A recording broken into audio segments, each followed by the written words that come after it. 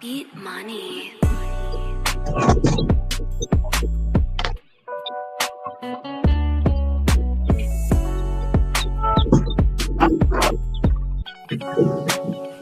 Beat Money.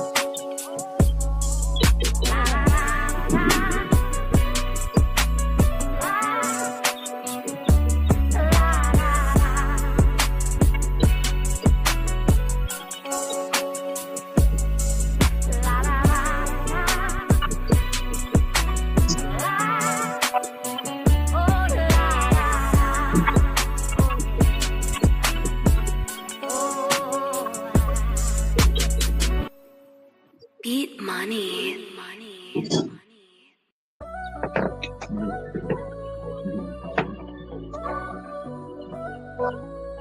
Piled on my doorsteps, rooftop and car, looking through the window at the snow in my yard, knowing that despite all the warm clothes I wear, how can I compete with the Arctic like air? But yet through all this weather, you won't see me complain. I'm well aware of who controls the cold, heat and rain. Instead I'll count my blessings, thank God for what he's done. His tender mercies new each day for me and everyone.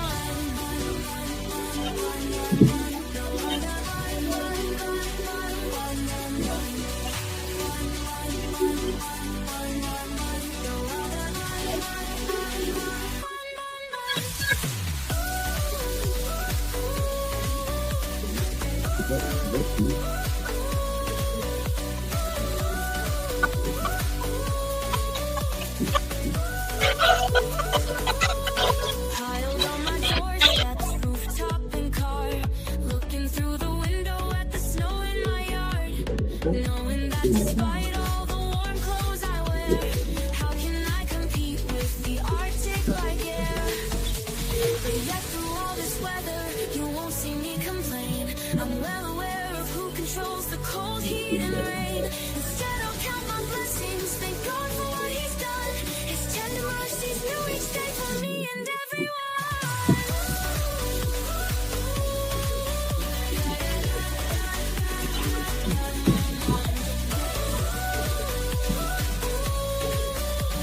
Piled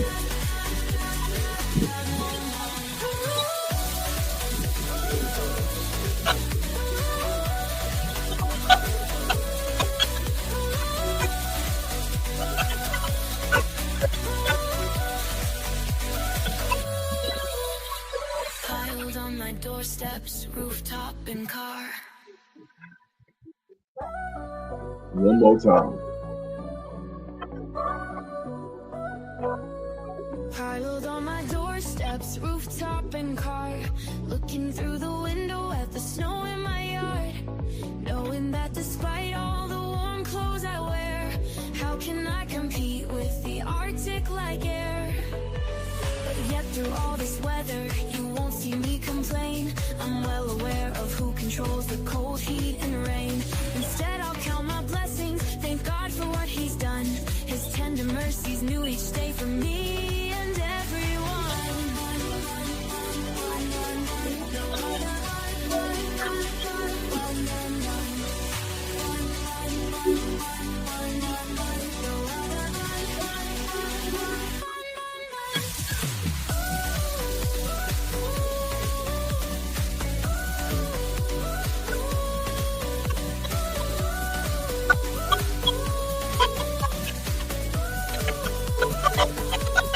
Piled on my doorsteps, rooftop and car. Looking through the window at the snow in my yard. Knowing that despite all the warm clothes I wear, how can I compete with the Arctic like air? But yet through all this weather, you won't see me complain. I'm well aware of who controls the cold, heat, and rain. Instead, I'll count my blessings, thank God for what He's done. His tender mercies new each day for me and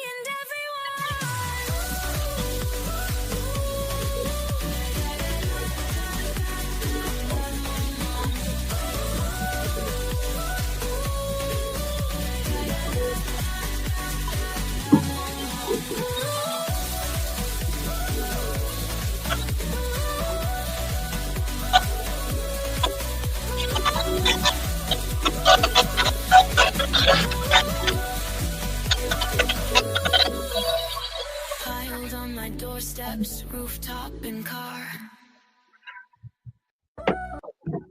Hallelujah.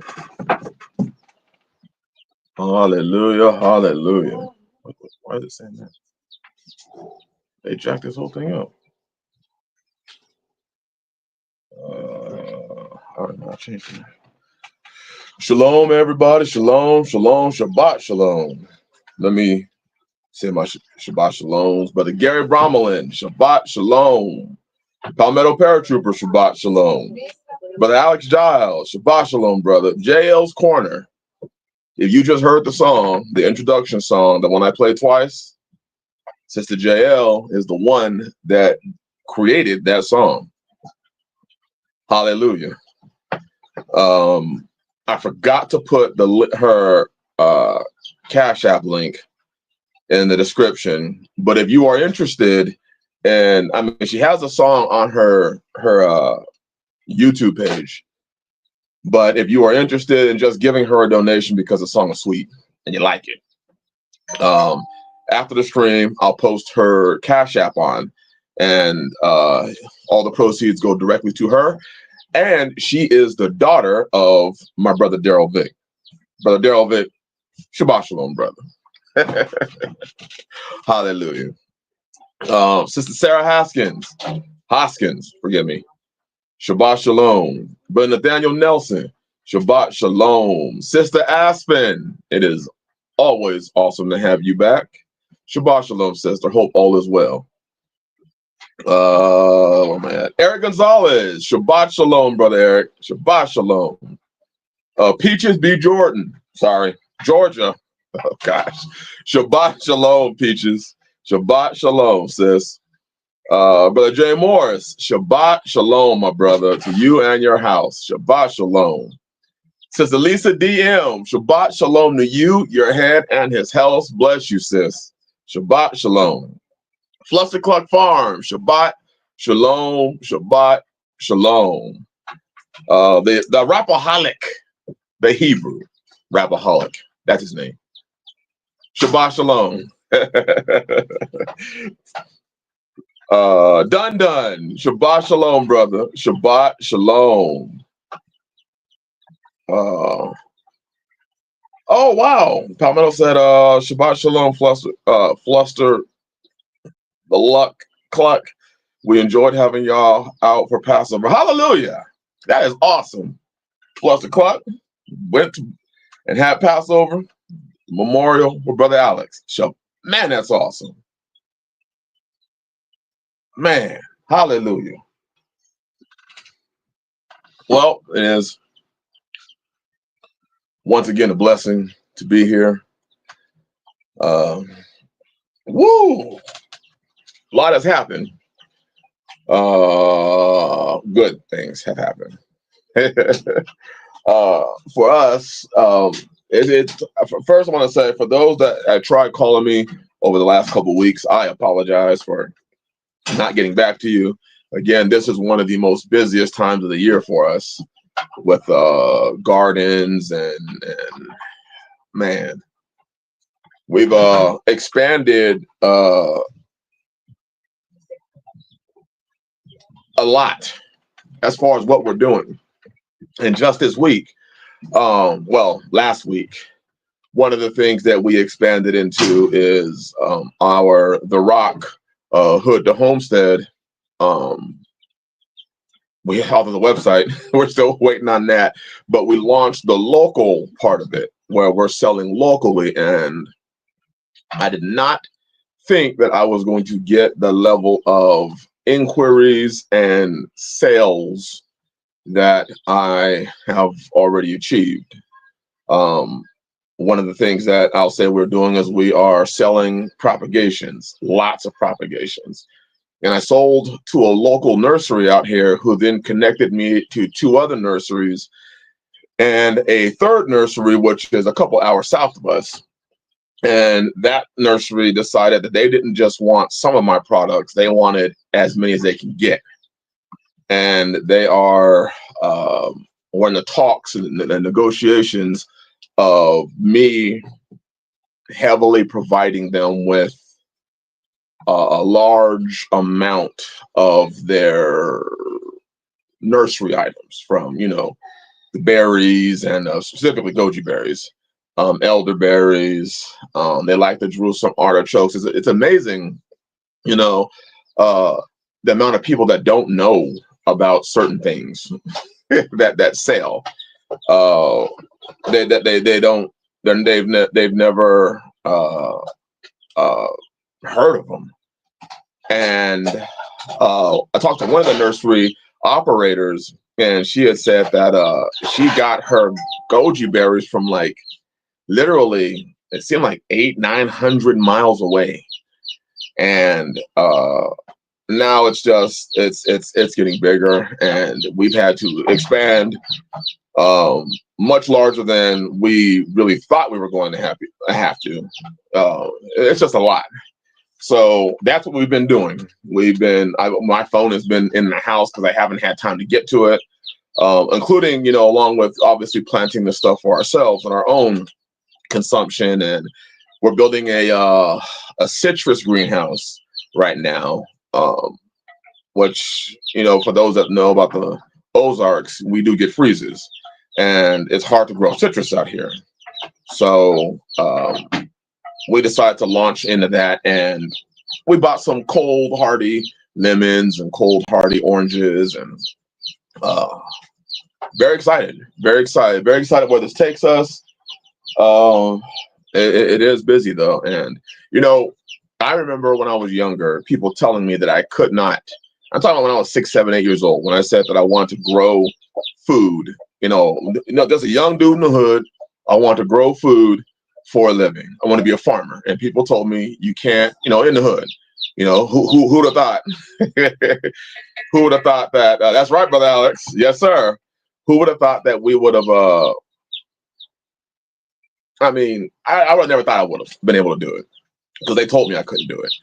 And, being in the hood and everything, and then you stray away from that, and you pursue other things that you think would, make money, and it just, you can make the money, but are you fulfilled with what you do? And that was my big thing, going to college and, you graduate and coming out of college and you think you want to do something. And I realized I don't want to do, well, what I went to college for, I don't want to do it. I want to grow my food. I want to live a simpler lifestyle. I've never been a keep up with the Joneses type of dude. I've never been the dude that wants to, I'm not going to try and wow you with the stuff that I wear, the car that I drive. I did do some street racing. I did a lot of street racing when I was in California, but I street raced for the adrenaline. I used to, I love the idea of racing for pinks. Hey, if I win, I get your car. You win, you get my car. That was enjoyable. I mean, obviously, you're not going to live a long life doing that. It just takes one loss and you're in trouble. But, going through other things that I tried to do, wanted to do, I thought that I wanted to do to make money, and then to come back and to move to a state that I had never lived in, but only visited, for basketball purposes once, and just to start over and to now be in a place because, you just, when Yah's just calling you and he's just pulling on you, you just got to do it. You know what I'm saying? You just got to do it. And you do it, and you had help. Pastor Fox helped me. I get out here, and then many other brothers come out and help. And now I'm in a position where I can, it's the beginning, mind you. We got a long way to go, but to see finally everything start taking place the way you wanted it to, it is a blessing.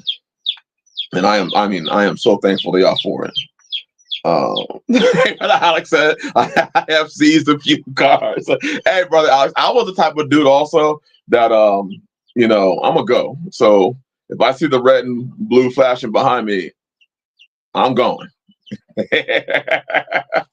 I'm a go, and yeah, I wasn't the type of dude that was just gonna pull over and let you take my car.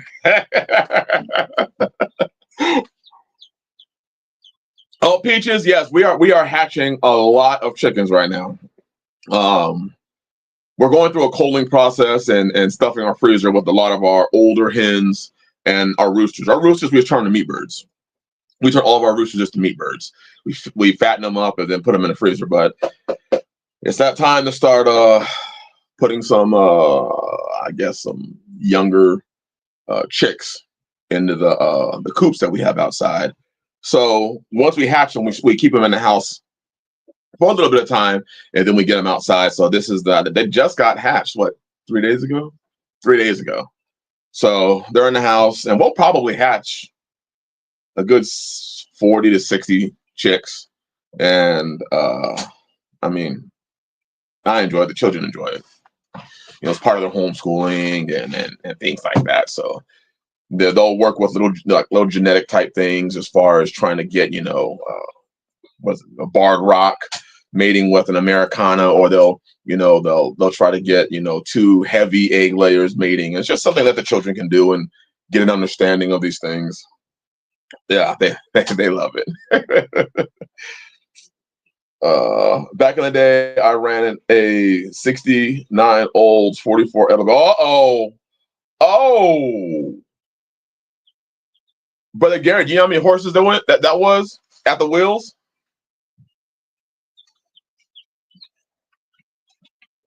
Woo, man. So yes, a lot's going on. Woo, we are excited. We're pushing forward. We learned a lot of lessons this year. Just this spring, being a homesteader and having I have a lot of fruit trees, and I've always been afraid to prune fruit trees. I'd always read the Bible where Yeshua said about pruning, but for some reason I didn't like the idea of pruning my trees, because it's like you're cutting so much back from your trees, and if you do that, because your mind visualizes, 475 on a dyno. That's nice. That's nice. At the wheels. Woo. Okay. I can talk some cars now. But I didn't want to prune my trees. So this year, finally, for the first time, I went back and did a heavy pruning on all of my trees. And it was an amazing thing because we went to our trees, and usually our fruit trees would bear our trees would bear like 4 or 5 pairs of tree. And I heavily pruned them back, all of our trees this year. Figs, pears, apples, plums, apricots, peaches, elderberry, goji berry, pruned them all. And would you know that the pear tree that I usually get probably 6 from probably has, how many would you say that one pear tree has, Ebony? 80? Yeah, it looks like it has about 100 pears on it. And they're all starting, and they're all getting bigger. So we heavily fertilized it. And it's just that it was just like the idea that Yah was presenting of, you cannot be afraid to prune. You cannot be afraid to prune yourself. You cannot be afraid to allow Yah. Sometimes we have to go and get the clippers, get the loppers, and give it to Yah and just sit back and allow him to do what he has to do to allow us to bear fruit. Sometimes we bear a lot of leaves and it looks real good. It provides shade, but if you're a pear tree or you're an apple tree, I didn't grow you to give me a lot of leaves. I grew you to give me fruit. And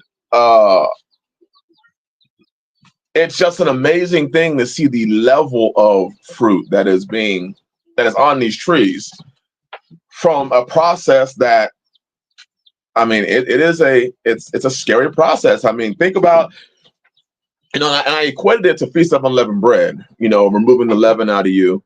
And how many of us really are afraid to be pruned? The Feast of Unleavened Bread, we'll go and we'll try to remove out the parts of the leaven out of our lives that we, don't like. But one of the things on Feast of Unleavened Bread that I like doing is I like going to somebody that I trust and know and asking them, what leaven do you see inside of me? What leaven do you see inside of me? And getting that answer. And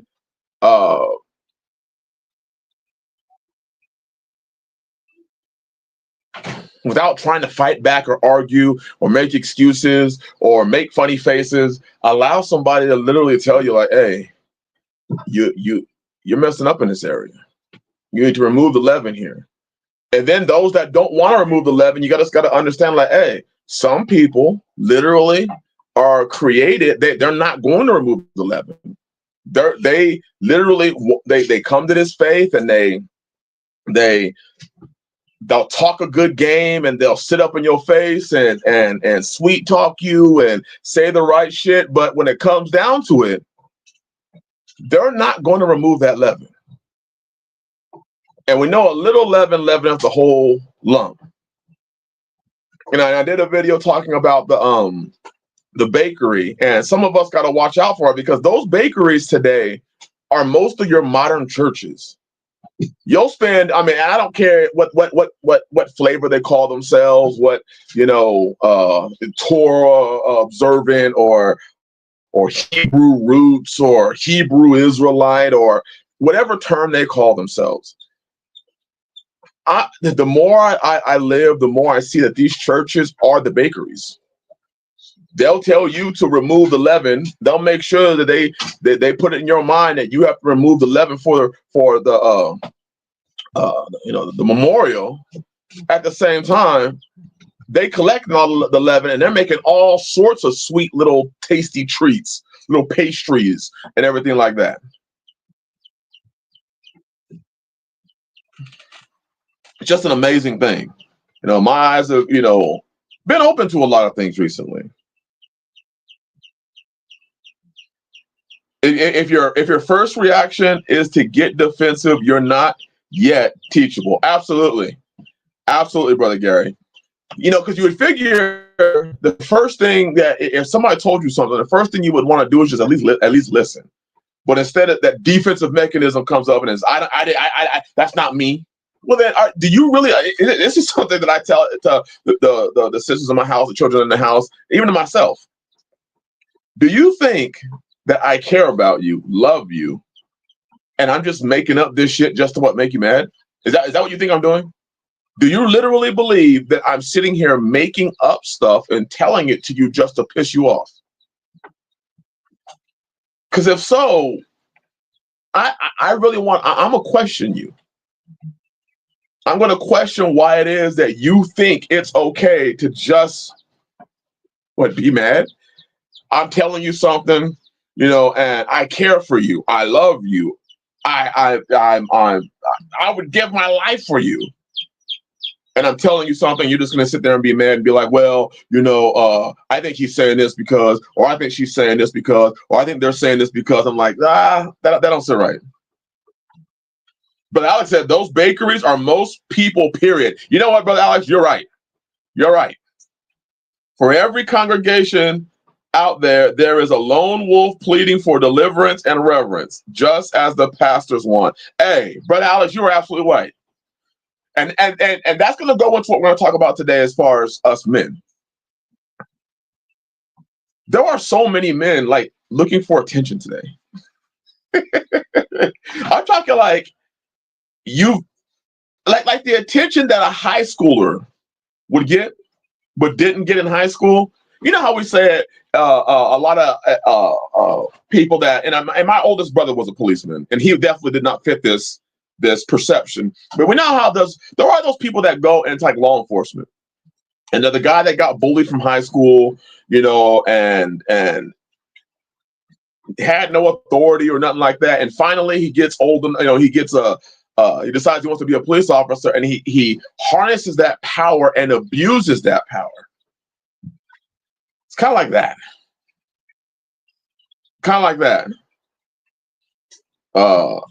You recently did a video called The Anti-Cult. It was gold. Bless you, bro.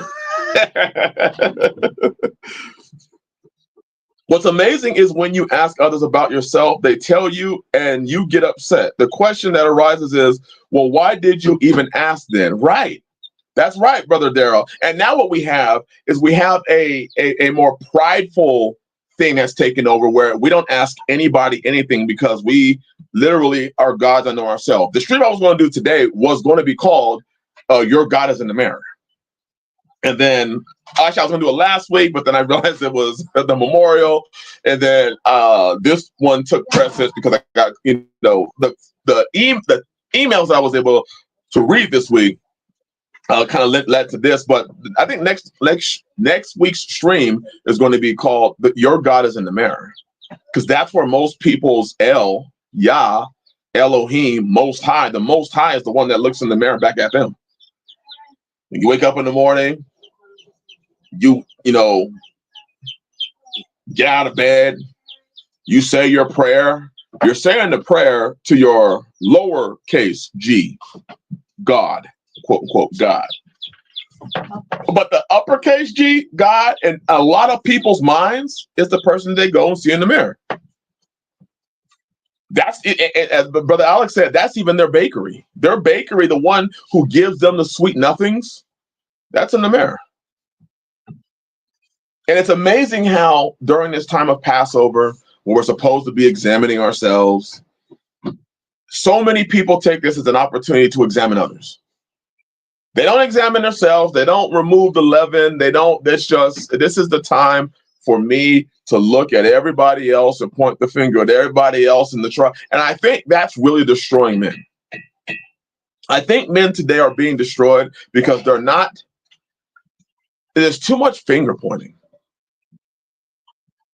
I was listening to Trump, and he was talking about how, it was a conversation or an interview he did probably, I say a couple months ago. And he was talking about how America exported so much of their production. So much of American production is exported, and now we are heavily dependent on imports, which we know is true. automobiles, food, steel, the rare earth minerals, computer chips, motors, transmissions, even motor oil. I was like, goodness gracious, everything is brought from the outside in. And I was thinking about that as men. One of the things that always separated us men from your average everyday person was men were producers. I mean, even Yah's first command, be fruitful and multiply, produce. When, he told Adam he's going to tend to the garden, that's production. Now we trade that for everything else. We traded so much of our production to the idea that men today. I was watching an article or reading an article, and they were talking about the amount of doing what I'm doing right now, the amount of streamers, the amount of guys who go on the internet and talk, and then they have their Cash App, link, and then their all the money links on the side. And it's like men are literally asking you to pay for them to talk to you. There are channels, there are supposed Israelite channels on the internet today where they spend time talking about other men, and men send money to men to listen to them talk about other men. Now, as a man, men, I see that as a pretty odd thing, that we would get together and pay somebody to talk about other people. I find that odd. I find it odd that the only thing that we seem to produce is drama. There you go, brother Alex. Jerry. And then here comes Steve Wilkos. After enough time, he goes and creates his own show.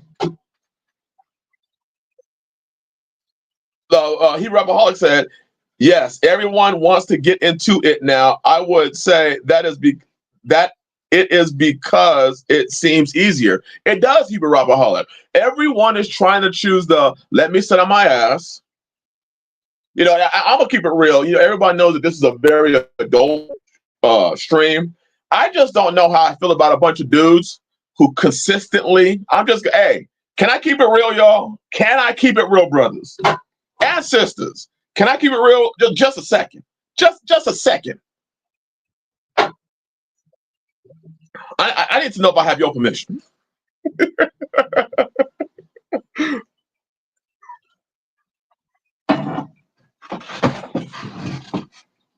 Okay. Everyone said keep it real. I find it really weird that dudes sit down for hours with, I'm just gonna say it, with a penis-shaped object so close to their mouth while they gab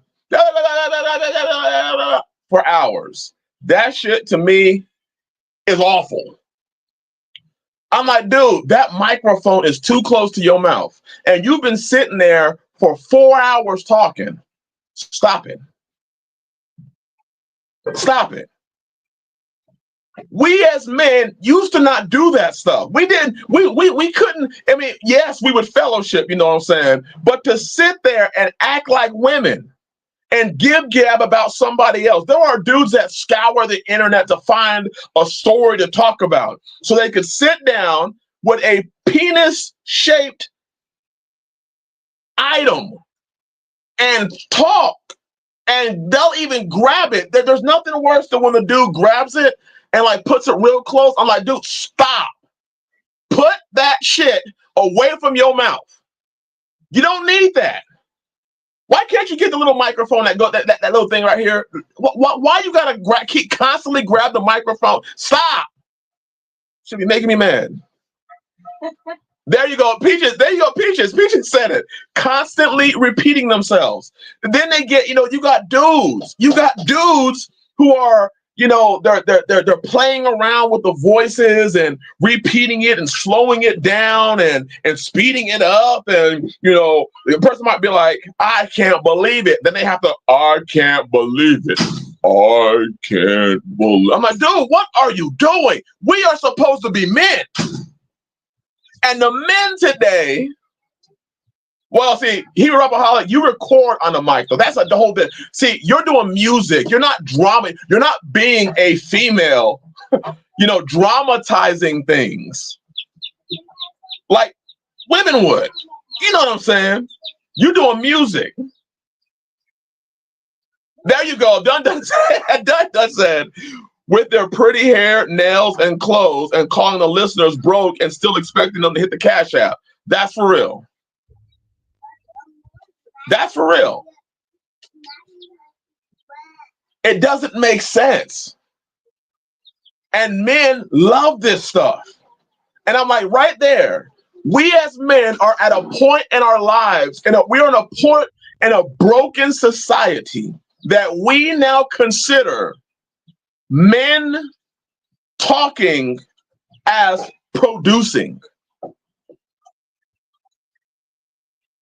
Can you imagine that? The Bible talks about, now, mind you, if I'm wrong, y'all let me know. Doesn't the Bible tell us to pursue the old paths where you will find rest for your souls? What is it about how we are as men today that we spend our lives? Brother Daryl's Vic said 4 hours. Yes, there are brothers that get up there for 4 and 5 hours. I'm like, dude, do you realize that for 4? I've been welding a lot. Do you know how much work I can get done in 4 or 5 hours? Do you know how much tilling I can do in 4 or 5 hours? Do you know how many rows of tomatoes I can produce in 4 or 5 hours? These people sit there for 4 and 5 hours talking about men.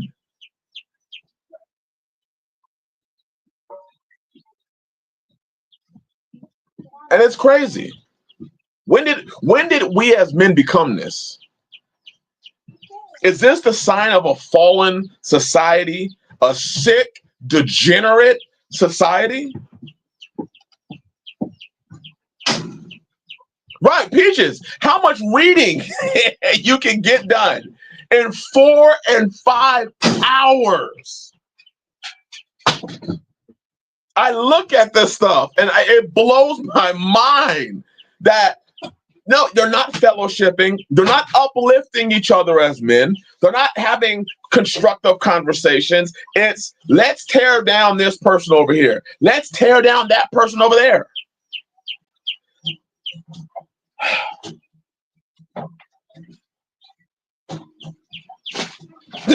Are you talking about? He said, yes, I blame the internet. It's Tim. It's the same thing today. How I was listening to what's his name? I can't remember his name. He's a Christian. He's actually a Christian, and he was talking about how much money men. I have never heard of this stuff, to the level of it until I heard this guy. He said, and I can't believe this shit. There are women on what's that website? OnlyFans. Thank you. There are women on OnlyFans making millions of dollars, and 99% of their viewers, I guess you call them, subscribers, are men. That is mind-blowing. That men have enough, and she said that most of her, I guess, listener base is between the age of 25 and 31. And I think she made like $3 million or $2 million last year doing, sexually explicit stuff on the internet. And 99% of her subscribers are men. And I said, wait a minute. Where is the production that these men are doing? What are they doing? What happened that men, instead of being about their business and producing, spend their hard-earned money watching a woman do something sexual on the internet to the tune where she's making millions of dollars? Huh? Anything you want to say about the fact that some of the top earners are actually AI? Oh, yeah. And some of the top earners actually are actually women who created like an AI version of themselves. So when she goes to bed, the AI version, so she's like streaming 24 hours a day. So when her human self gets off the stream, her AI, I guess, avatar version comes onto the screen and is still doing sexually explicit things. So the men pay and they type in, I guess, or call in. I don't know how they do it. And then the AI, they're paying AI to do this stuff. Huh? Oh yeah. And some of the greatest content creators were men. So they take a woman, they create an avatar of her, post her up, but it's actually a man who created the avatar. I was like, when? And Hero Rapaholic said, yes, the men are chatting with bots. They're chatting with bots. Jay Moore said, nah, bro.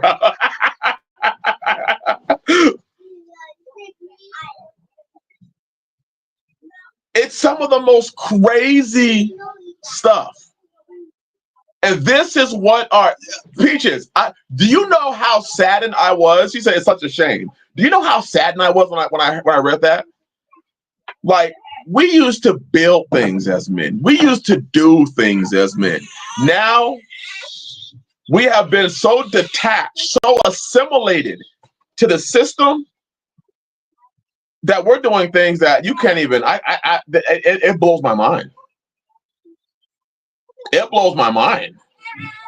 They're saying by the year 2026, they're going to have legit programmable sex bots.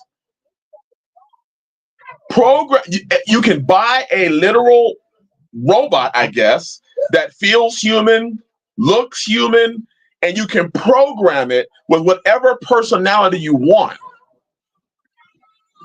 And she will serve you. The saddest fact is that there were men in the so-called faith who were like, yeah, I would get one.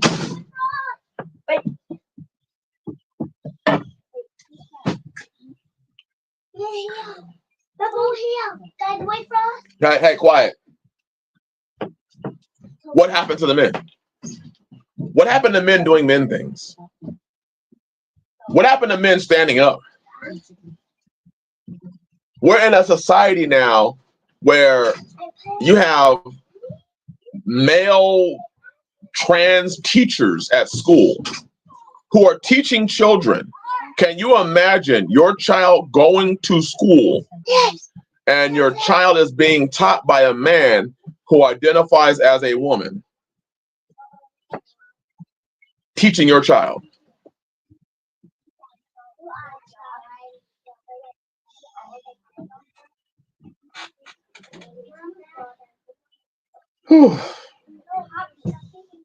Daryl Big said AI porn. What are they thinking of next? That's exactly my question. Some of the most asinine things, and it's the ones who are funding it, men. Men fund it. Go to your local, we talk about church all day long. Go to your local church. Who funds the church? Men.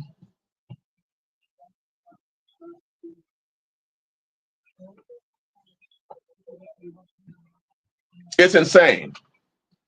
Men going and trying to destroy other men's businesses. Men going and trying to destroy other men's names. Men going, I'm just like, what happened? And was it the internet? That the internet opened up the opportunity for, instead of as a man, you went through some things, you sat down, you thought about it, you maybe wrote a little bit about it, you pondered it, and then you went on. Today, everyone goes out there and we have to post a video. We have to let somebody know how disgruntled we are. Hey, brothers, when you think of that, somebody just voicing how disgruntled they are about everything, are you thinking of men? House of Lamar, shalom, shalom. Are you thinking of men or are you thinking of women?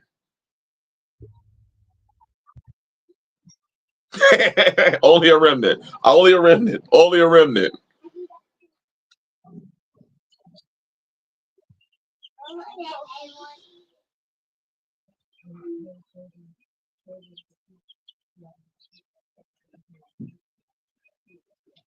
Brother Chris, I just need 250K from you to build my ministries, but you can have a board seat. Well, thank you, Brother J. Morris. Thank you. But Alex, it's absolutely the internet.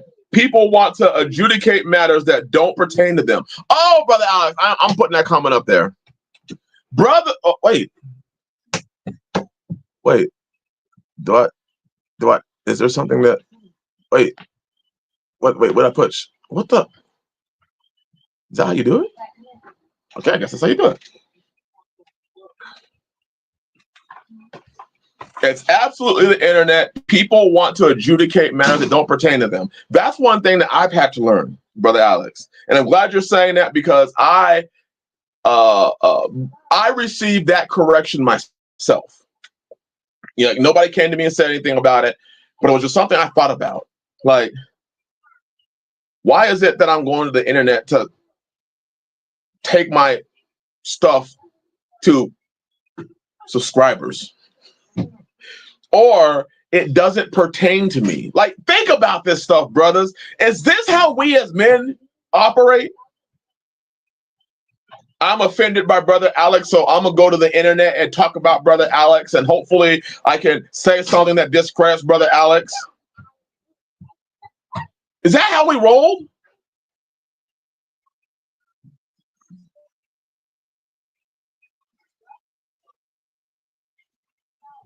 It's Hebrew Rabbi Alex said the internet has so many elders at the gate. It does, brother. It does. It does. Everybody's trying to expose the next person. I'm like, we live in an exposure culture. Like, why is every man trying to expose the next man? Let me ask you a question, brothers. What man out here right now, what brother out here would love the internet to know everything that you've done since you were 18 years old?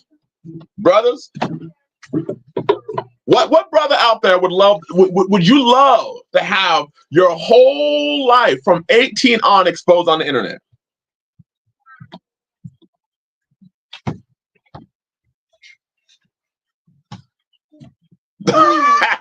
Brother Alex, that's good, brother.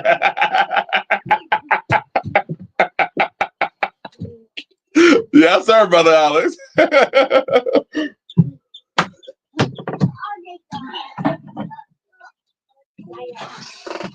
This stuff is crazy. Yeah. I don't want. Oh wait, fearmonger. I saw fearmonger in there. Fearmonger, Shabbat Shalom, brother. Shabbat Shalom. I would not want everything about what I've done since I was 18. I might not have. Y'all might be looking at me like I'm a monster.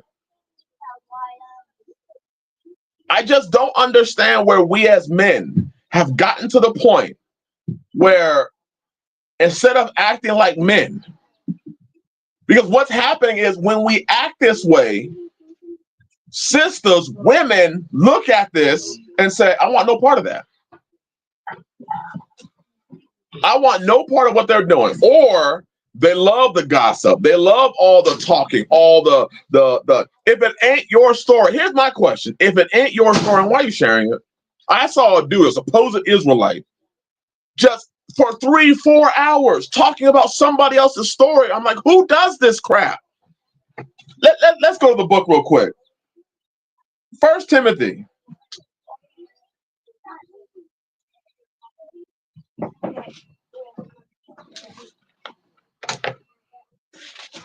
First Timothy, chapter 5,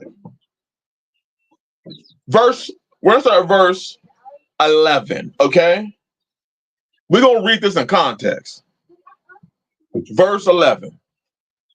But the younger widows. This is supposed to be the character of younger women, younger unmarried women, younger unmarried women. And now, as we read this, ask yourself, do you hear men acting like this? Oh, that's a Lamar.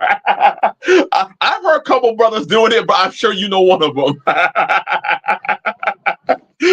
Bless you, brother. But I have to holler at you. Verse 11. But the younger widows refuse, for when they began to wax wanton against Messiah, they will marry, having damnation because they have cast off the first faith. Okay, listen to this. This is supposed to be the character of younger widows, not brothers. And with all they learn to be idle, wandering about from house to house, and not only idle, but tattlers also, and busybodies, speaking things which they ought not. Now today, the house to house can be YouTube page to YouTube page, Facebook page to Facebook page. Like, is your life that shit filled that you have time? Are you that so low on production that you have time to go and entangle yourself in shit that doesn't pertain to you?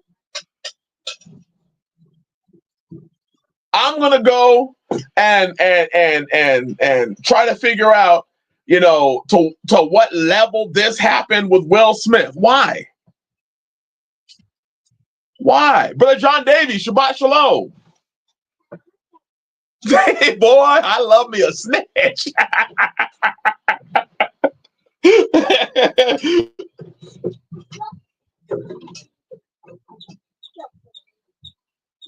Fatherlessness is the biggest problem in the world. Palmetto, I agree, brother.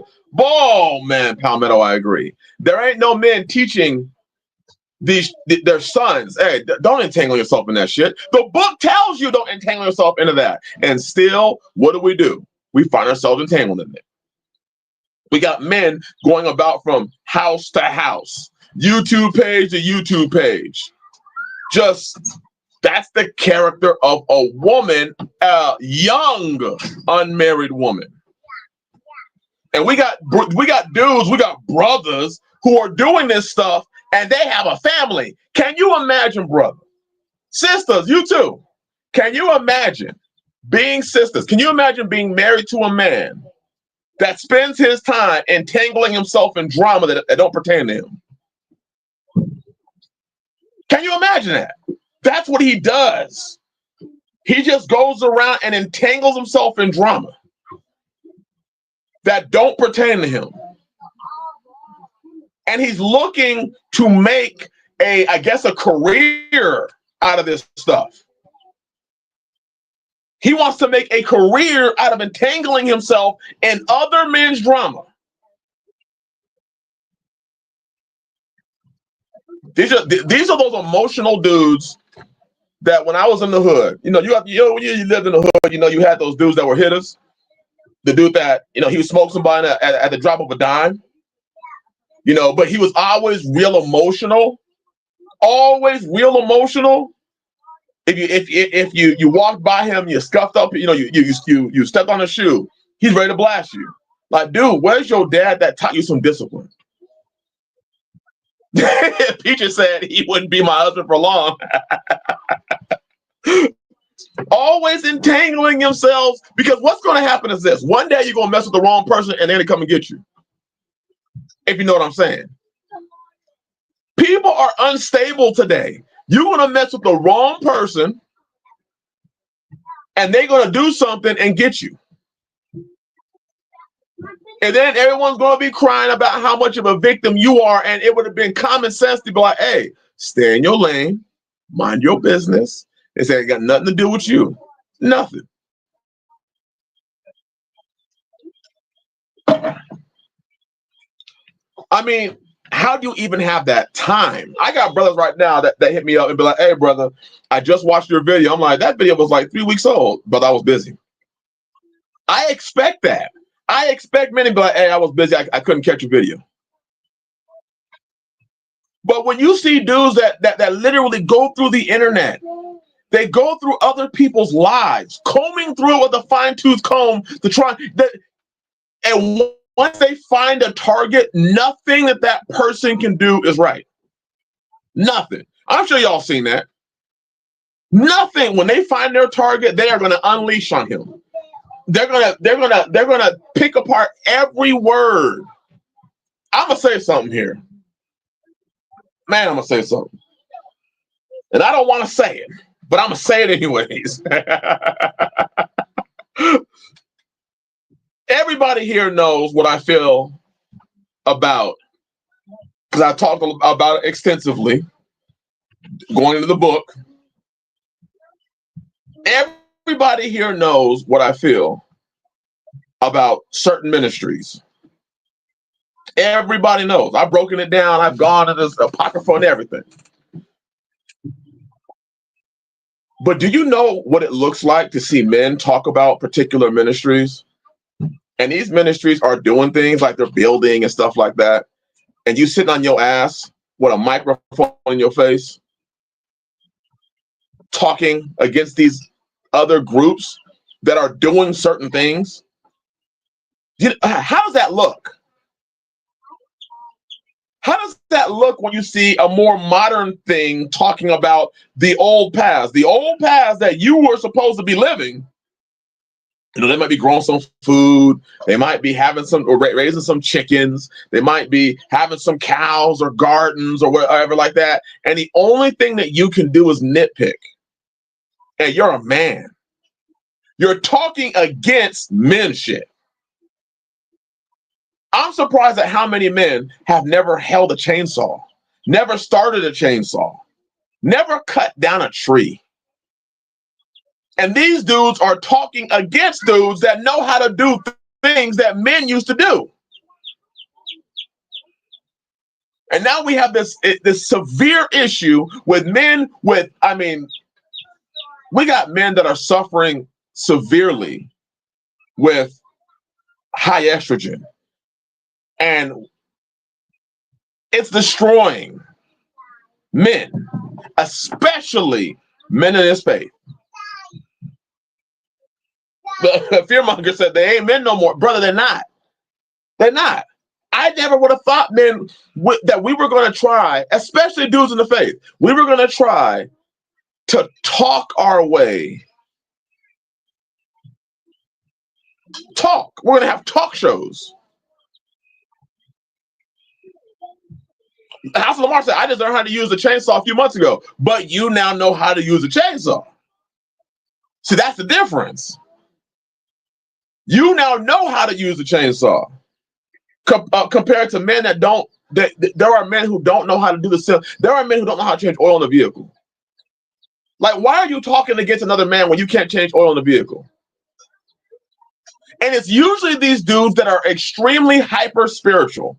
Everything is spiritual. Everything. But the book says first that which is what? What comes first? The natural or the spiritual? Oh, that's good. Fearmonger said, no man entangleth himself in the things of this world. Woo! The Daryl Vick said, natural. First that which is natural, then that which is spiritual. But we got dudes that talk about spirituality like you hear women talk about it. It's amazing. You don't do one without the other. You don't do natural without the spiritual, and you don't skip natural to the spiritual, and then maybe one day address the natural again. You have to have both. They work in balance with each other.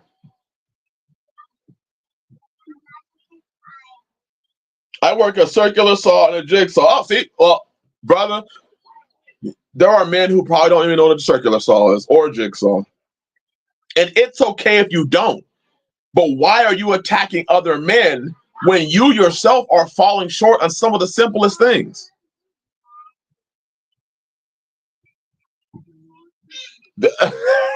G. Crawford, Shabbat Shalom, brother.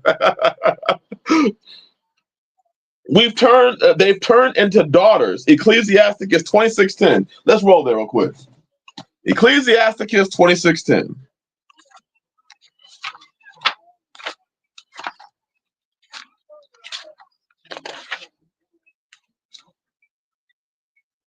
If thy daughter be shameless, keep her in straitly,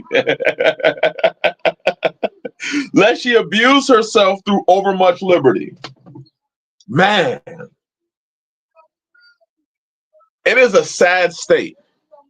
We as men should have been building our house, concerning ourselves with the things that pertain to us. Pertain to us. Learn some skills. Learn some trades. Do something that's going to benefit both yourself and your brother. If my brother right now called me over and said, hey, brother, I'm struggling with a chainsaw, I can show it's more love to show my brother, hey, I'll roll over there. Or you can come over here, bring your chainsaw. We'll look at it. I'll show you some safety techniques, and not how to cut off your foot like I almost did. I can help you with that. But what does it do? Let's go. Wait a minute. James, Book of James, James chapter 2, James 2. Oh, this is so good. I used a chainsaw once, spent a year straight using an axe 16 hours a day. I enjoyed that more than a chainsaw. Oh, wood shop in school, metal shop too. See, that's the thing. Hey, wow, no, wait, where's my comments? There they go. John Davis, you said something right there. The moment they took wood shop and auto mechanics and ceramics and I took FFA in high school. The moment they took those things out of high school, they knew what they were doing. They knew what they were doing. Man, some brothers have too much liberty and not enough handiwork to perform for their family. That is so good. Let me put that up there. Oh, that is so good. That is so good, brother. They've got too much time on their hands. So they spend it doing what men didn't do, talking about other men.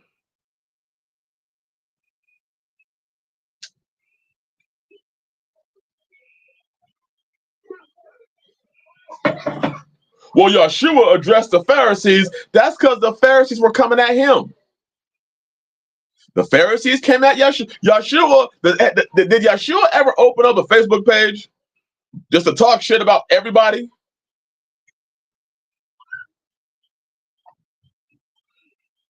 James chapter 2, starting at verse 14.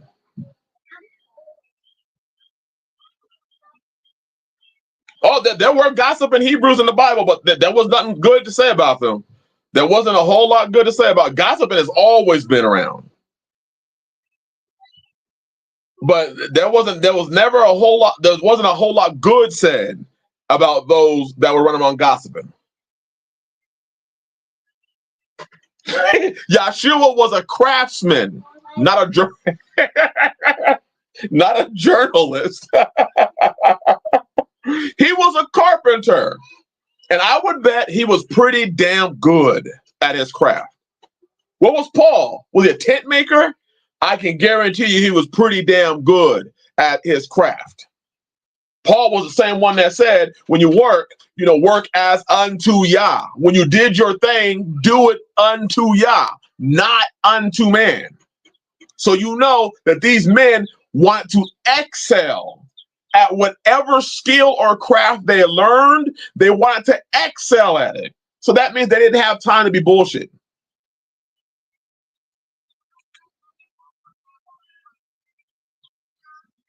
So a gossiping Hebrew would have been ashamed, not on the forefront. Man, Hebrew Rabaholic, that is straight real.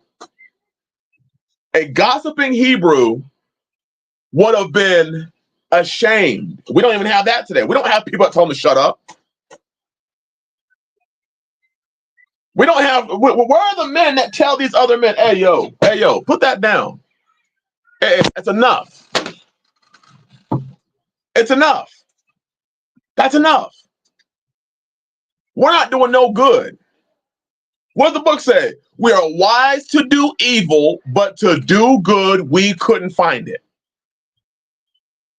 Why don't, instead of we spending our time destroying, why don't we spend our time talking about something real? Why don't we spend our time building? Why don't we spend our time uplifting our brother? If you got a channel in the chat, why don't you spend your time uplifting the brothers instead of y'all coming together to talk shit on somebody else? Goodness. Palmetto said, those are the people that might be better off as servants. For real, Palmetto, for real. That's probably why a lot of them were really just servants. If a guy has the time to do all that girly man shit, they are absolutely not doing the things men should be doing. Man shit is time consuming. Brother Gary, you ain't lie, brother. Man shit is time consuming. It takes time. Goodness, that's a great point. Man shit takes time. And usually when you're doing man shit, I mean, the book says, the Bible says, 6 days thou shalt labor and do all your work. But the 7th day is a Sabbath of Yahweh thy Elohim. In it, thou shalt not do any work. And then it goes to the people who don't do any work. But you're supposed to be working. Here's the problem. When did we as men, when did this happen? When did this transition happen? When getting behind a camera and talking for hours become work? Brothers, can somebody help me? When did this become our work? Anybody? If your work includes going to other channels and finding content so that you can talk shit about it, that's your work? I thought y'all said he was going to bless the work of your hands. I didn't say he was going to bless the work of your mouth.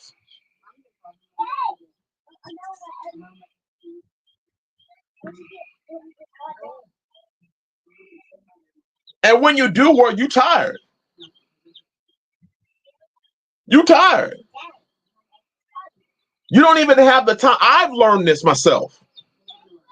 You're too tired to entertain yourself with other people's bullshit. You're too tired.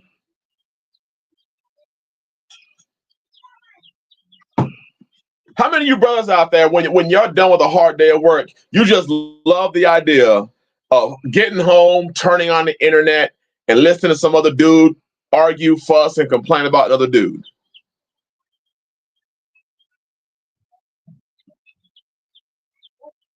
When we stopped working with our hands, we started running our mouths. Brother, I need to put that shit up there. Oh my gosh.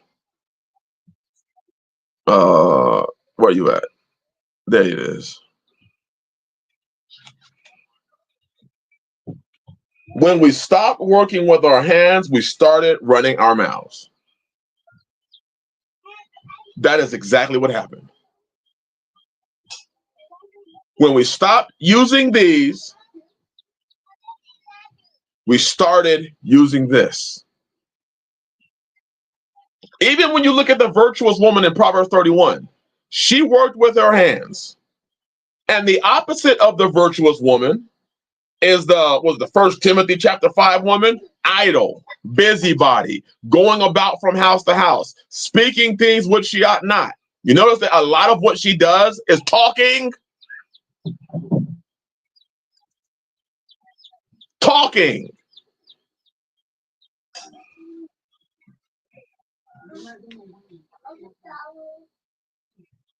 If it spread the gospel, it's man shit. If it makes money for my family, it's man shit. If I am honing my personal skills, it's man shit. The rest is bullshit.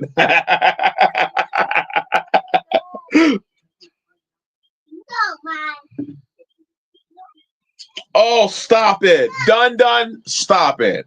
Dun said people are saying streaming is harder than working a 9 to 5. What happened to men when men will willingly say streaming is harder than working a 9 to 5?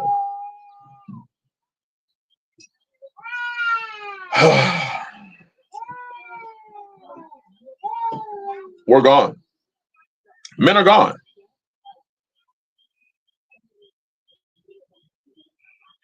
Men are gone.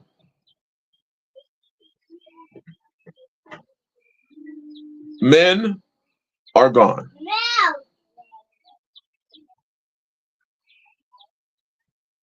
What? Let's go to the book.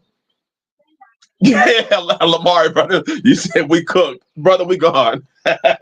We gone. For real.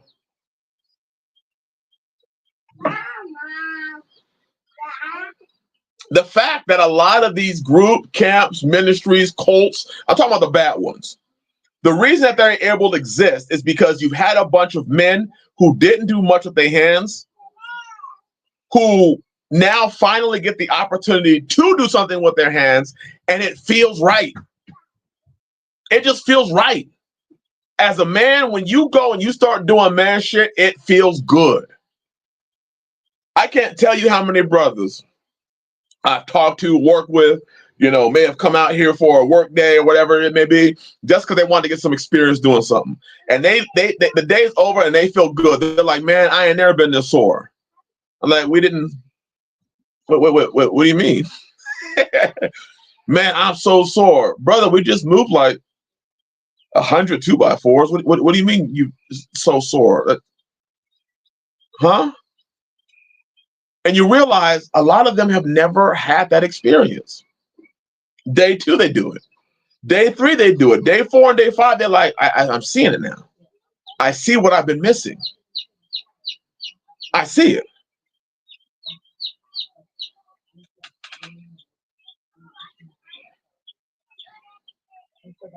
He said, man.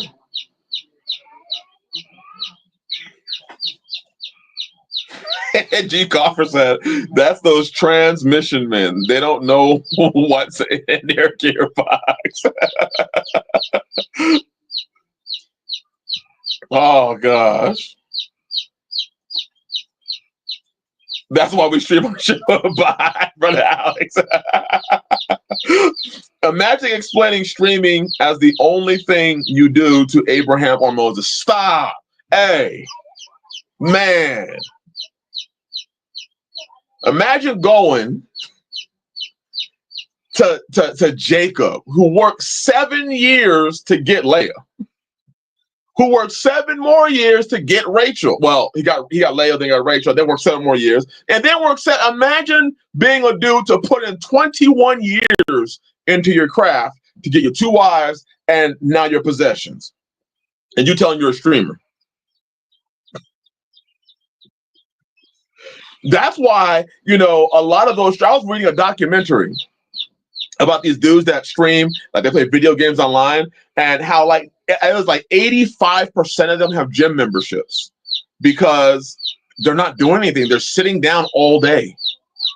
all day, 5, 6 hours at a time playing a video game. They have to wear certain glasses. They have to change the lighting in their room. There's all these things they have to do because they're sitting down all day playing video games. They wear certain shades.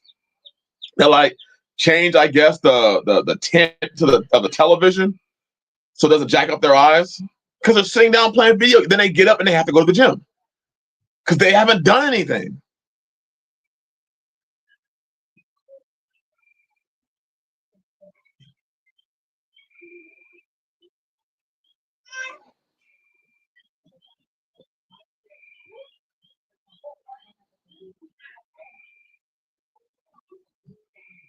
Right, Brother Gary, in a paper mill. You know, the thing is that now we know where those jobs went.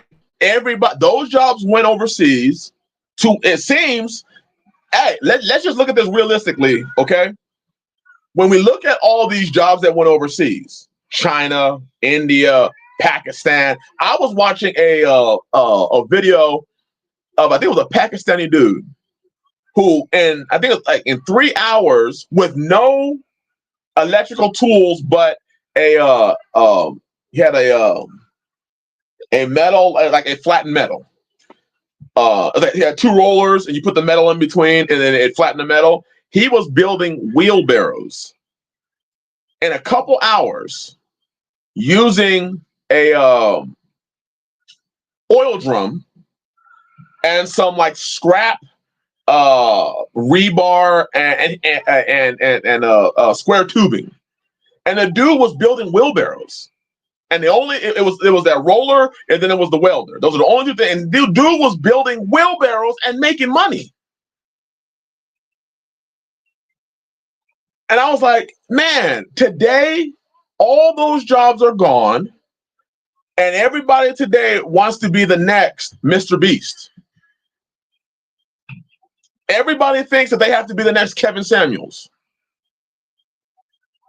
Everybody wants to be the next big star that has a microphone in front of their face. Where are all the producers? Could that be why we live in a Western society where there's trans everywhere, men are getting in girl fights, they're slapping each other, they're having online beefs? Can you imagine this? Imagine going to the Middle East.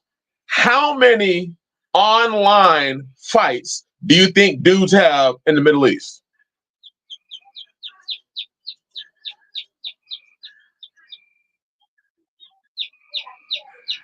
English Will, that's it. Thank you, Jay Morris.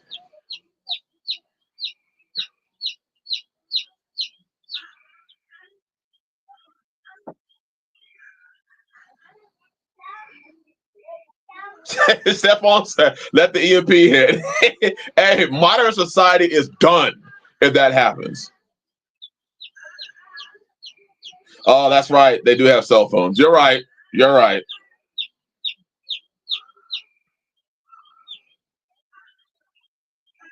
So, you know, and he Rebel Hot, what you said right there, like if they came in and said, well, brother, you were a streamer. I'm like, I don't pay my bills streaming. And I don't get into other people's lives streaming. That's not why I do this. I asked the question. I raised the question of why are we as men turning into this? Why are we supposedly as Israelite men? Why is it that this is what we've become? We've turned exactly like the country that we say we're supposed to be separating from. We're doing the same thing. The same problems.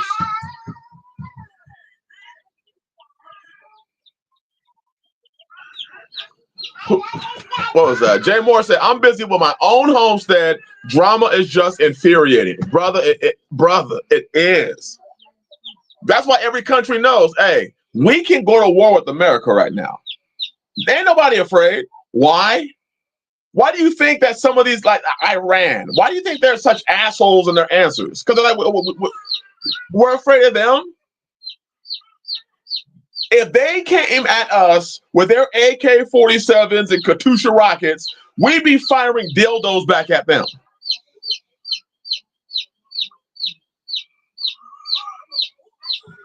That's right there. Hebrew Rapaholic right there. You can use streaming as part of the message. You can use streaming as even, I know people who use streaming or they use their YouTube platform for business. Brilliant. Brilliant. They sell things out of that, that they make, and they'll show it on their YouTube and stuff like that.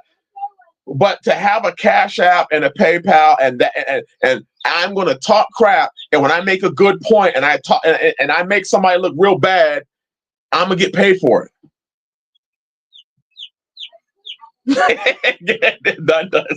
Those are diabolical. We're gonna have they're gonna have dudes rushing the front lines with AK-47s, and we're gonna have 2-foot-long dildos running at them with a camera on our face, with our own little selfie stick, running to the front lines. That's why everybody knows we ain't worried about America. We ain't worried about them. They got like eight real men out there right now. 8.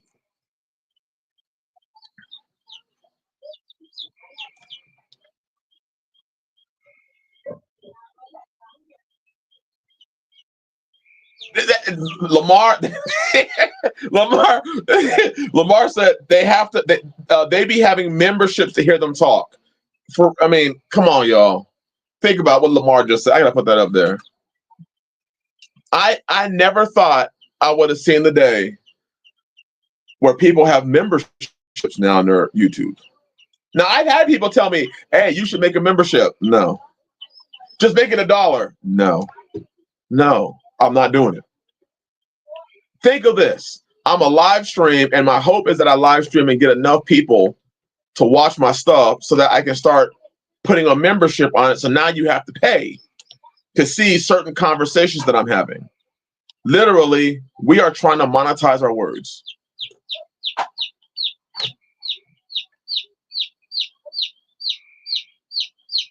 There you go, Brother Gary.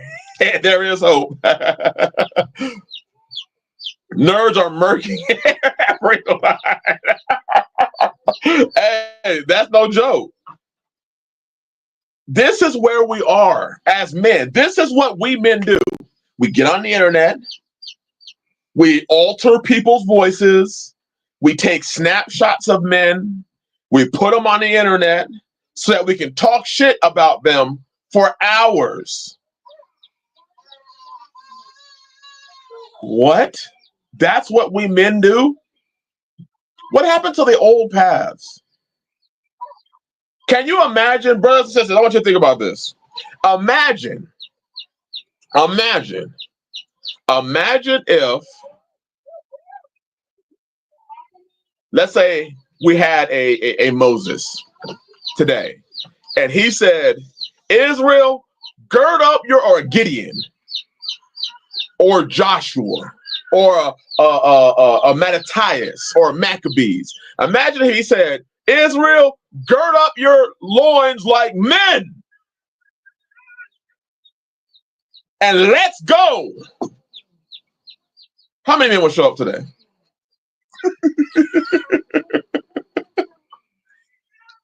How many men would show up if there was a call out for the men of Israel to gird up their loins like men? How many men will we have? What, 26? 26? 27 men?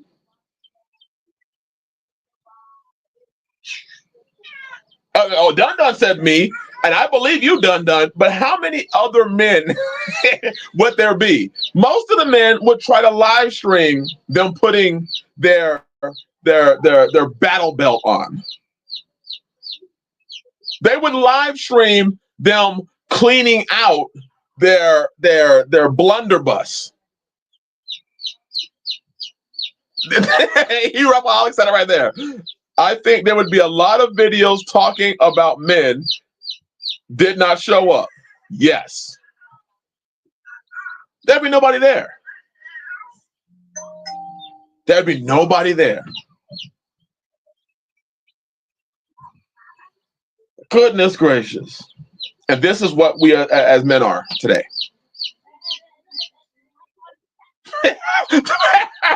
Brother Alex said, gird up your loins like men and turn off your VPNs. It's time to do battle. I mean, ministry. Turn off your VPNs.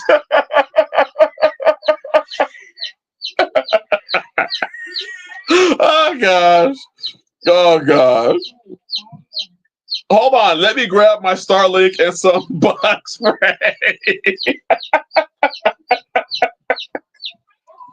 they be out there like, I don't get service out here. I'm not getting service. Like, we're going to battle. Yeah, but I was watching the war in Ukraine, and there were guys with helmet cams, and I want to put my helmet cam on. Oh gosh. G. Carver said the same amount of men on your live stream. It's insane. This is what we have become as men. This is it. This is why the nations laugh. They laugh. Why? Because our men are just as soft as their men are.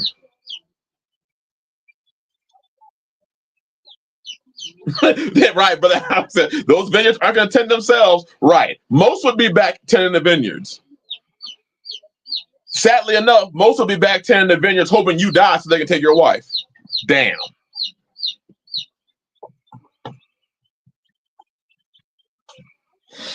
Do you know if we had more men that stood up as men, there'd be fewer cult leaders? There'd be a lot less manipulation. There'd be a lot less victimhood because we'd have more men standing up. It's hard to take over it's hard to have dominion, to have preeminence when you're not a man.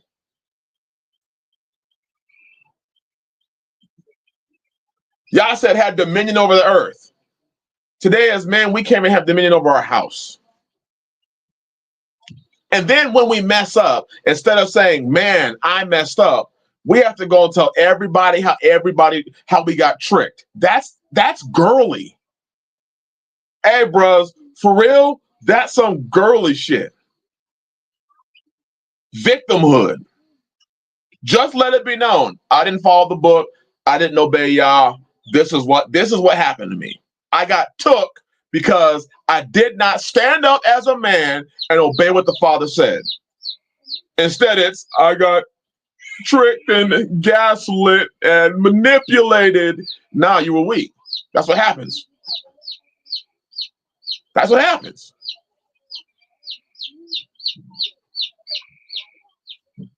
If you stood up as a man, it probably wouldn't have happened. And they probably wouldn't have targeted you.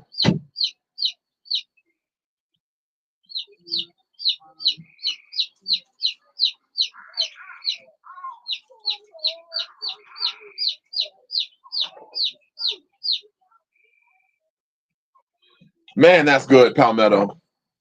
I don't need a group to survive the apocalypse with. I just need a handful of brothers that can stand on their own 2 feet to love y'all with. That's what I'm looking for. That's what and we've all fallen. I'm only telling you what I've experienced. I realized that I would not have been taken. I would not have been bamboozled had I just stood up as a man. Had I been willing to read the Bible and do what it said, a lot of this shit wouldn't have happened to me. And I'm going back all the way back in the gangs. That wouldn't have happened to me had I just stood up with what I already knew and already believed. Instead, hey, you ain't gonna make it unless this. You ain't gonna make it, and you ain't gonna make it. Hey.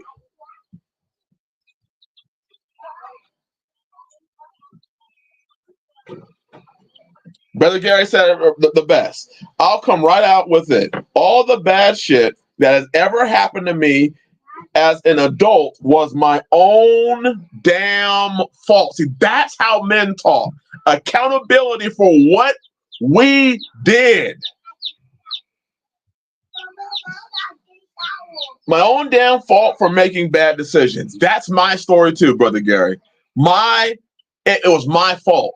I'm not running around talking about I got tricked. Part of the responsibility of being a man and having a household is not being tricked. Stop being a trick.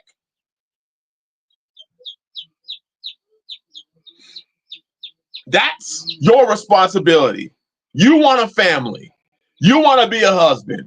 You want children. Having the word of Yah is a big responsibility because you have to do it.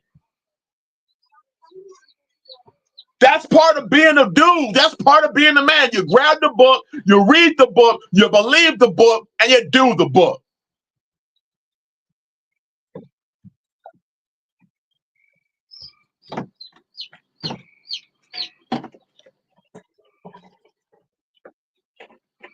That's good. Leave group chats. Block numbers that call you about gay drama, and you'll be left with good fellowship. Yes, sir. Yes, sir. We have all been misled at some point. If you think you haven't been misled, then you might be in the misleading process right now. That's the truth, even Rapaholic. That is truth. Well, in that case, Adam was the first to act girly when he told Yah that the woman you gave me the fruit and I ate. Yes, absolutely. Adam could have just owned it. Adam could have just owned it. And I think that's part of the leaven that we as men need to remove. We need to remove the leaven and stop being such pussies. If you made a bad decision, you got to own that shit. Stop wandering around talking about you got tricked. Nah, you made a bad decision. And hey, we all make bad decisions. But don't run out there and go and find somebody like, he did it. He made me make this decision. He said that he was a man of Yah. He's a deceiver. No, duh. It took you this long to figure out that there are deceivers on the earth? Matthew 24 warns us of that.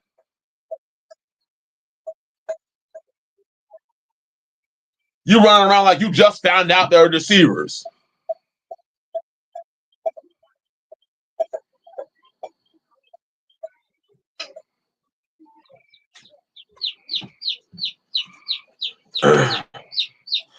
It's the most insane stuff.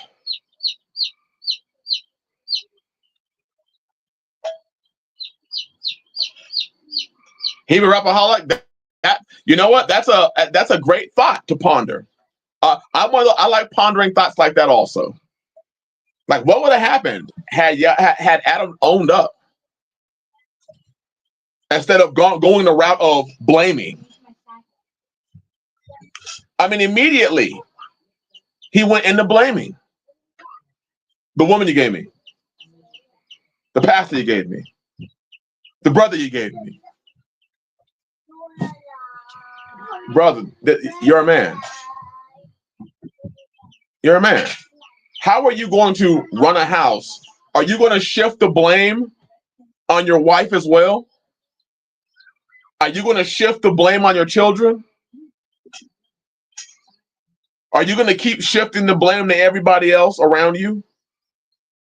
Or are you going to own up to it? Understand, hey, I have some leaven inside of me. And some of that leaven is I'm just a weak dude who's always blaming, always looking out and trying to figure out which person I can put this on. You're like a Pharisee. Just, hey, you messed up, but instead of owning that, I'm going to find some other dude that I can dump this on because he told me that he was this. And I believed it. That's you, bro. So figure out what kind of leaven is inside you that made you believe that. Because if you just run around and say it's his fault, then guess what? You're going to be back in that situation again.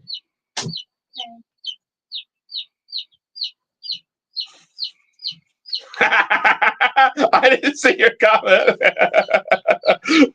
Jay Moore said, well, Eve was standing there naked holding something for her husband to eat. I just saw that. Hey, Adam was like, hey, I need a bite. I just gotta get a bite. Oh gosh. Oh, that was I can't believe I missed that. That is so good. Brother Alex said that's a damn good point. He probably had no question whatsoever. She came and said, hey honey, eat this. He's like, all right. I mean, oh gosh. Oh gosh. That is so funny. Well, hallelujah. You have me crying over here, Brother Jay Morris. Oh man. Strangely enough, Yahshua did not say, "Yah, this disciple you gave me, Judas." This is a great point to ponder on. Yes. Yes. He didn't turn around and say, "Hey, Judas." He on me. We as men have to understand our response. The Bible says you're gonna reap what you sow. We have to understand that a lot. We're always trying to purge some sort of leaven, like, help me, forgive this person, forget some. First of all, brothers, you gotta, Ebony, tell Ebony to get her phone.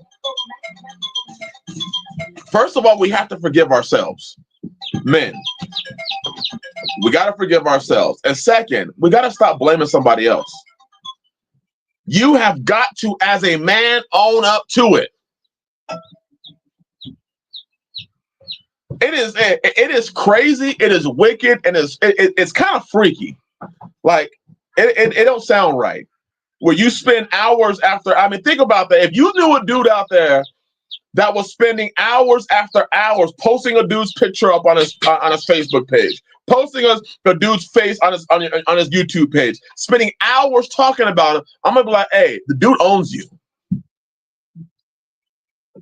The dude owns you. He got you spending all this energy on him. That doesn't sound right. Brother Alex said, damn, Jay Morris, that just it made me question all my judgment towards Adam. Right.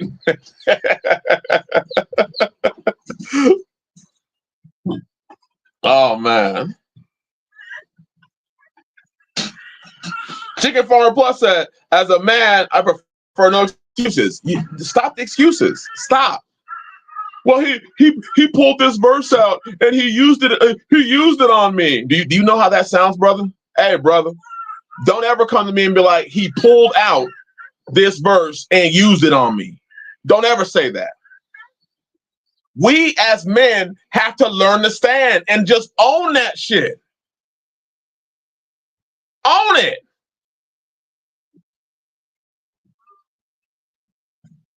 There used to be a time that we as brothers could go and be like, hey, I fucked up. Today it's, well, he used me. He hurt my feelings. He said mean things about me. He's tricking people. Is this the first time you've ever encountered a trickster? Is this the first time you've ever encountered somebody using the Bible to try and gain over somebody else? We are supposed to be the ones to look out for that. And if we fall into it, own it, grow from it, and help your brother. But don't run around trying to act like you a victim. Own it. Otherwise, you're just going to repeat the same mistake again. That doesn't say might be gay. Brother, it is. It's an obsession, a weird obsession. Brother, sometimes I've been doing that with my children, but I've been giving them lessons. All these children, so you develop all sorts of ways of talking to get the point, to make the point to them. Taking personal accountability is the first step towards change and personal forgiveness and the forgiveness of the Father. Yes. You know what, that's so good, because I think personal accountability is also one of the first steps to seeking repentance. How many of us men actually say, you know what, Father? I ask forgiveness, Father, for being a pussy. Okay, maybe you got to say it like that. You know what I'm saying? Father, I ask forgiveness for being so damn weak. No, instead it's Father, you know, I curse these deceivers. You know, they're out there deceiving the people. No, Father, I ask forgiveness for being weak. Maybe that's the leaven I have to remove out of me. Weakness, victimhood. I tell y'all, there are some, what did Malcolm X say? There are field Negroes and there are house Negroes. House Negroes sit there and complain. That's not the field Negro way of thinking. The field Negro out of there. I'm out. I'm not talking. I'm out. The time that I have to run, the first time I have to run, I'm out this spot. The house Negro sitting there, stop beating me. Stop. You're being so mean. You're so wicked. You're so evil. Get the hell away from them. Get your freedom.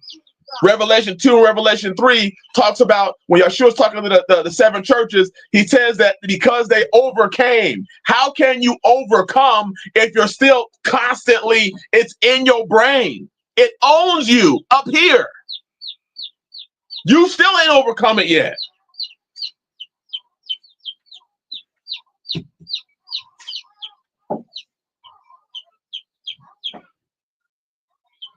The first time you encountered a trickster, did it ever occur to some people that maybe they're reaping what they sowed for being tricksters themselves? Oh, I didn't see that, Brother Daryl Vick. Maybe some people are just reaping for their own deceptions that they gave to others, brother. And that's the Bible. Bible says you reap what you sow. You reap what you sow. And we never think about that, Brother Daryl Vick, because think about this. And let's just be real, brothers. How many of us, when we were in Christianity, how many of us invited people to church? Huh? How many people did you say Jesus is the reason for the season during Christmas? Did you ever figure that maybe you were equally deceptive at one point in time? How many of us think that maybe Yah was merciful because what we deserved was worse than that? How many of us went around and said, let go and let God? How many of us said these cute saying? How many of us were part of the, what do they call it at these Sunday churches when they go out to the community and they witness? No, it's the what the Christian churches. What do they call that? Missionary. But it's like missionary work when they go and witness to the people. Yeah. How many went out on witness trips? You went and witnessed to the community. Had your nice little cross hanging off your neck. And you witnessed. Outreach. That's what I'll go. Outreach. Thank you, Brother Daryl Beck. Part of the outreach ministry. You went out and you told everybody. You gave people a nice little bookmark, and told them that they can go ahead and enjoy themselves a nice pepperoni pizza. How many? And we thought we were doing good. We thought we were. Here's another question, brothers and sisters. How many of us did those things and we never went back to that friend who is still now, let's say your friend came to the church, Christianity, because of you. and now he is snacking on pepperoni pizzas all day long. Did you ever go back to him and tell him that it's wrong, that he shouldn't be eating that? Did you ever talk to him about the Shabbat, about the memorials, anything? Or did you just leave him out there? Did you just leave him at church?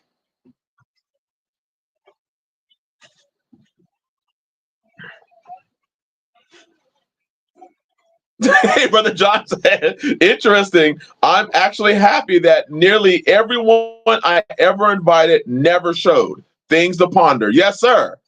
Who was it that said that?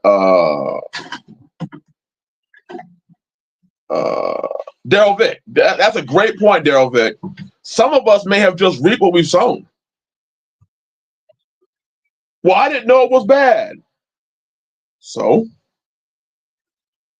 Hebrew Alcoholic said, now that is a thought to ponder on.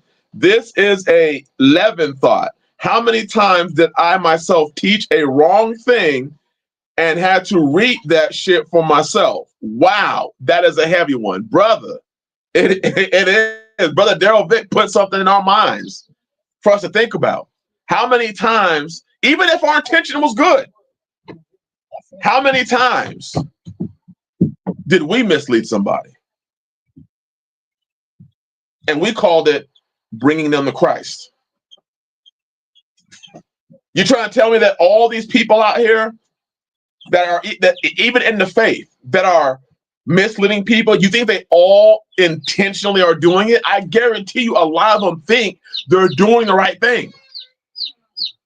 So as a man, it's not for me to project my problem on another brother, because I was that brother at one time. I was that brother.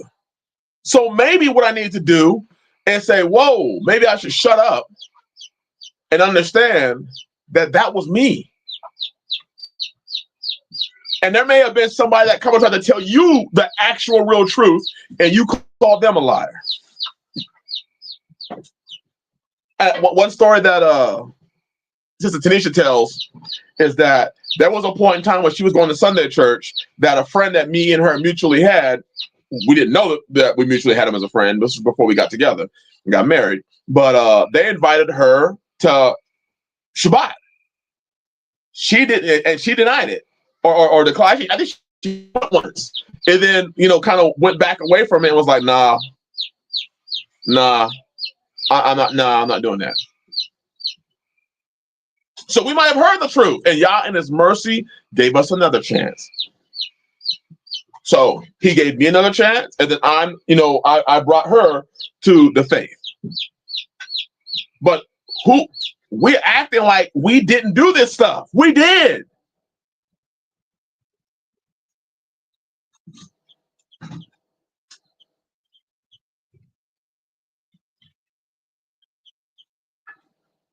So instead of, I'm gonna read some more of these comments because these are some good comments, brothers and sisters. So instead of harshly going at people, why don't we sit back and look at it and be like, man, that was me.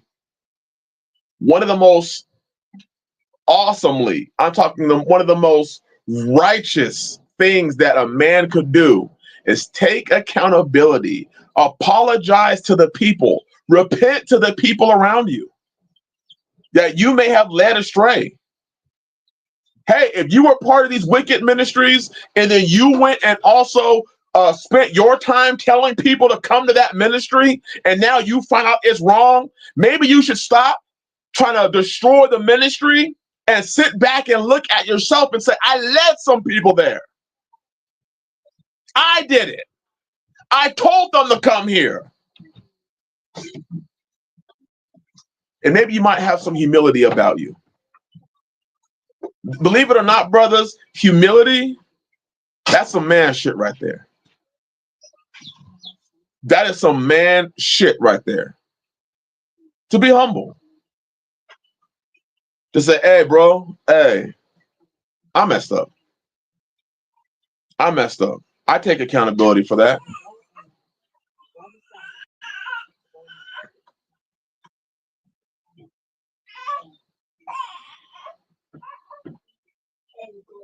Hey, bitch ass. Brother Gary. my gosh.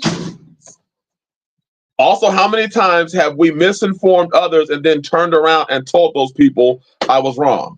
We don't ever. That's the thing, brother Daryl. We hardly ever tell people we were wrong. I just told Sister Tanisha and Sister Ebony something that I was wrong about. You do understand, brothers. Like, for instance, if you told a brother to go to a particular ministry and that brother went there and gave all his stuff, sold his possessions and went there, why are you sitting there trying to clown on that ministry now? How about this? Are you going to make the brother whole that you told to go there? Or are you going to slide back and wash your hands and be like, I didn't do it. He should have been a man. Right. You should have been a man then. How many times did you, on your Facebook page, put that shit in your banner? I'm part of this church, this camp, this ministry. I'm going to share everything that this pastor says. He's the truth. He's the truth. Hey, how about your integrity, brother? You said he's the truth. Now you clown on him. And you think you can wash your hands by just simply saying, I was deceived? You said he was the truth. Did you or did you not say he was the truth?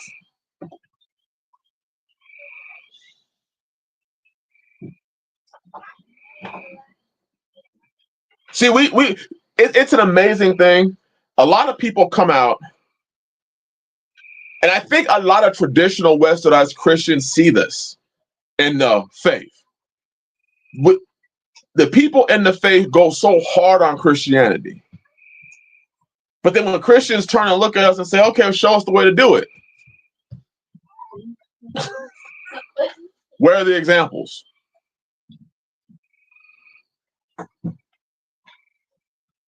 Where are the examples? Why not let your light shine? Imagine if a younger brother or a brother who was interested in the faith. Imagine if he turned on the internet and saw the shit from the faith, from the Torah movement, Hebrew roots, Black Hebrew Israelites, whatever you want to, whatever term is out there. I'm an Israelite. I'm a Hebrew, and I'm a believer. But imagine a person types that in the chat. On one side, you see the dudes walking down the streets, gangbanging on people, telling white people to kiss their feet. On the other side, you have things being done to children by so-called Hebrew roots groups. On the other side, you got people taking all your shit, telling you that you're supposed to lay at their feet. On the other side, you have people charging you $300, $400, $500 to go and do Passover. On the flip side, and this is what they see, and they're looking at us like, and y'all talking about Christians? Y'all are talking about us. Damn. I know I'm not saying I do, but I'm saying this is how they could say it. We eat our pork, but y'all straight up over there got wife swapping sessions. You got dudes over there swapping wives. And y'all talking about us.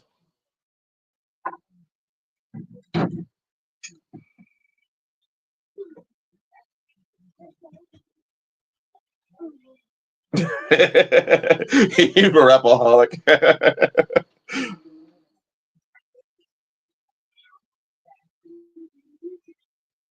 Your walk is not my walk. I don't care how you come to the Father. I just want you to come to him. He will fix what is broken if you choose him. Man, that's beautiful.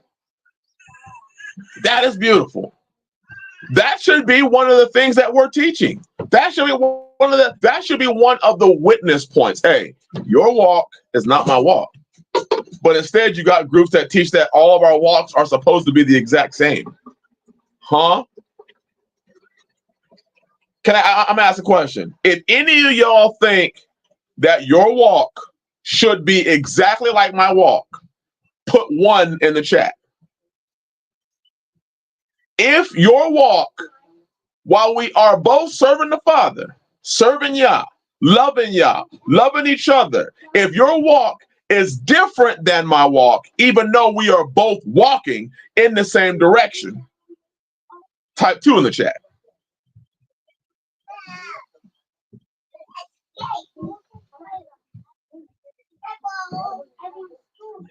Brother Jay Morris.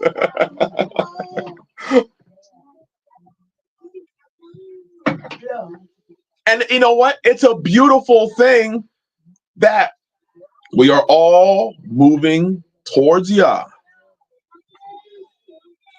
And it's a beautiful thing that we're not walking in a straight line, one right behind the other.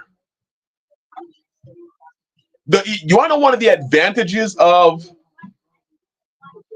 us all walking the path that Yah gave us? Imagine, brothers, if we are all in a straight line, and I mean in a direct straight line, do you know where you're going? Or can you only see the back of the head of the person in front of you? Which one is it? If we're all in a straight line.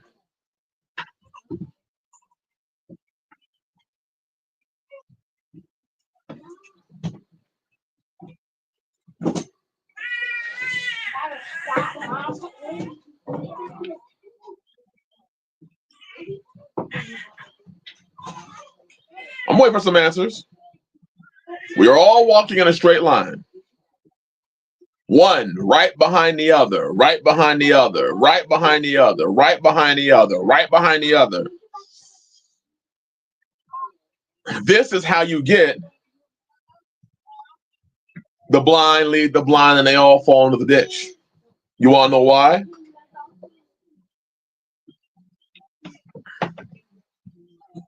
Now, if we are all walking together, there might be a hole that I'm headed towards. But because you may be ahead of me, you can warn me of that hole. Hey, brother, if you keep walking straight, there's going to be a pit. So slide over right here, and you'll avoid that pit.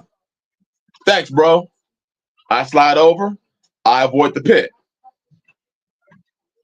If I say, I ain't sliding over to hell with that shit, I'm going to walk the wall, and I fall in the pit, then that's on me.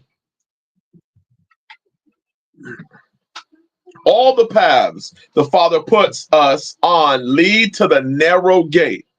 For the path is narrow that leads to our eternal salvation. Narrow gate. Few there be that find that gate. Few there be that find that gate.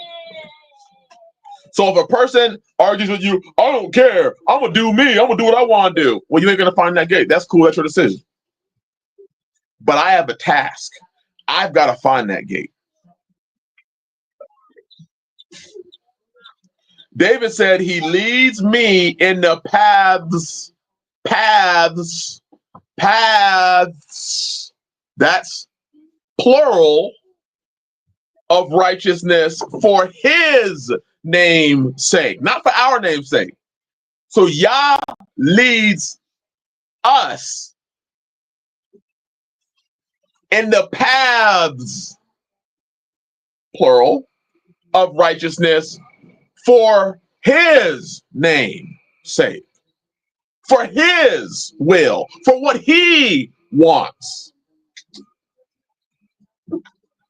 That's more than one.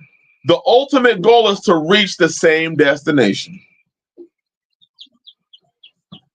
So the thing is simple. We all have the same foundation, but we are all not the same tree.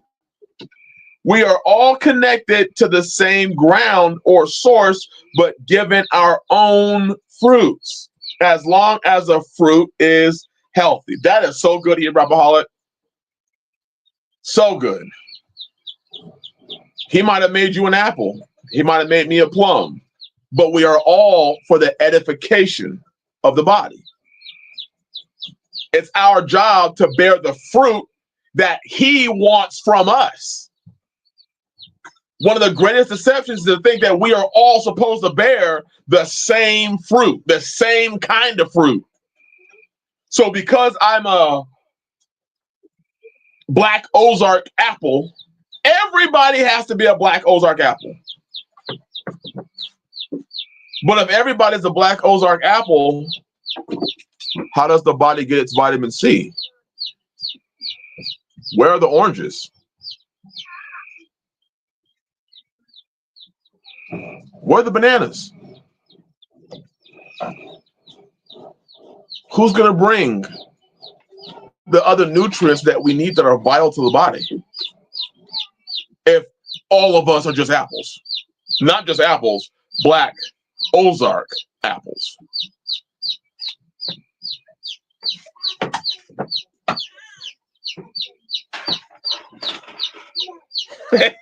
Jay Moore said, I'm more of a banana person.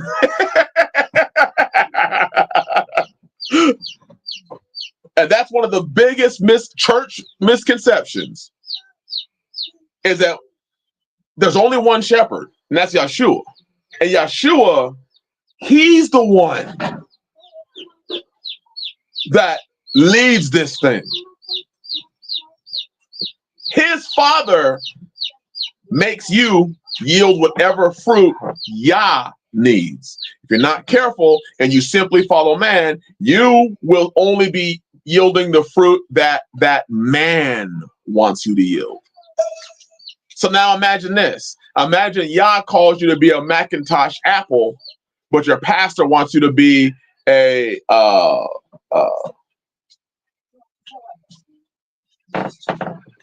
I don't know, a green bean. You see what I'm saying? Yah called you to be a cranberry, but your pastor wants you to be an apple. Yah wants you to be a potato, but your pastor wants you to be some collard greens.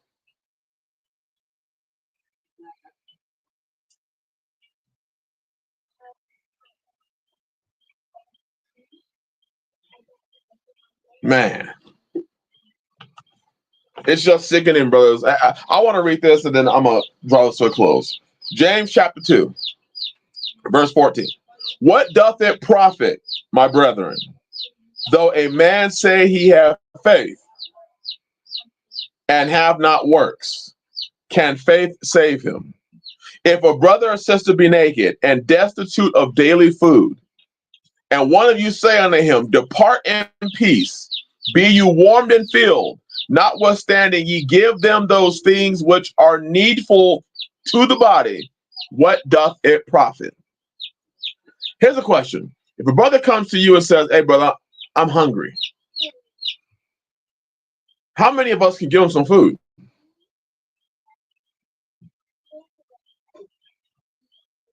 How many of us can give him some food? Hey, brother, I have a flat tire. Can you help me out? Hey, brother, there's a lot of things that we in the body need. How many of us are actually able to go help our brother? And let me ask you a question. If you are listening to an internet gossip person, do you even want him to come to you? Think about it, brothers. If you rolling and doing your thing on your homestead with your family, do you really want the internet gossip king to come to your house at all? Seeing how you doing things, looking at how you doing, do you really want him to come to your house?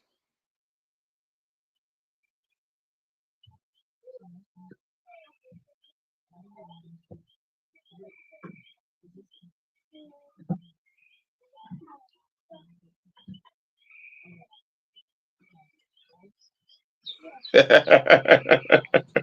of even Jay Wyatt said, no. How many of you want the internet gossip king to come and fellowship with you? Because all he has to do is see one thing that he disagrees with, and he's about to live stream your ass. I went to Fallen Yeshua's land, and the sisters there had no hair coverings. Those wicked, he wicked, everybody wicked. And they had pants on. Oh my God, the wickedness. Brother, I can't, but you won't believe what I saw. You won't believe what I saw. You won't believe what I saw. You won't believe what I saw.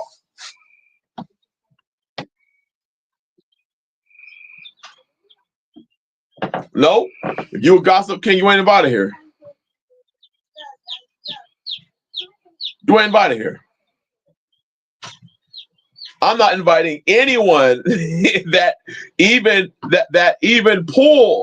might pull out a phone and film shit for the internet while here. Thank you, brother. Thank you. Thank you. Imagine, brother, imagine you had an outhouse on your property. Let's say you had an outhouse because you got some land and you have a little place instead of having to run all the way back to the house to go to the bathroom. You jump in a little outhouse, you got a little bucket, little hole out there, a little toilet seat, you know what I'm saying? And you do your thing. Imagine what his live stream would be about. Imagine that.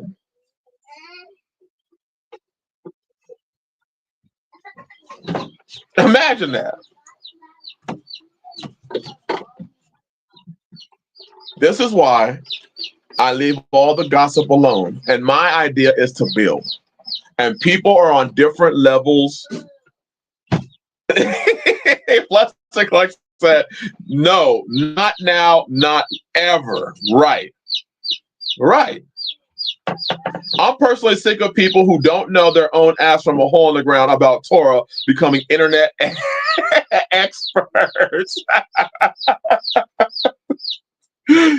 See, the thing is that when you go to the internet and you do this shit, you are making yourself an internet judge, which is actually a very low position.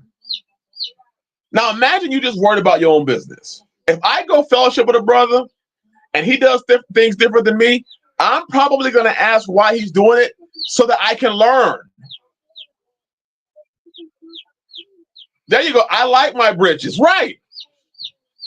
Hey, if I go to a brother's house and let's say they have a some sort of what do they call that a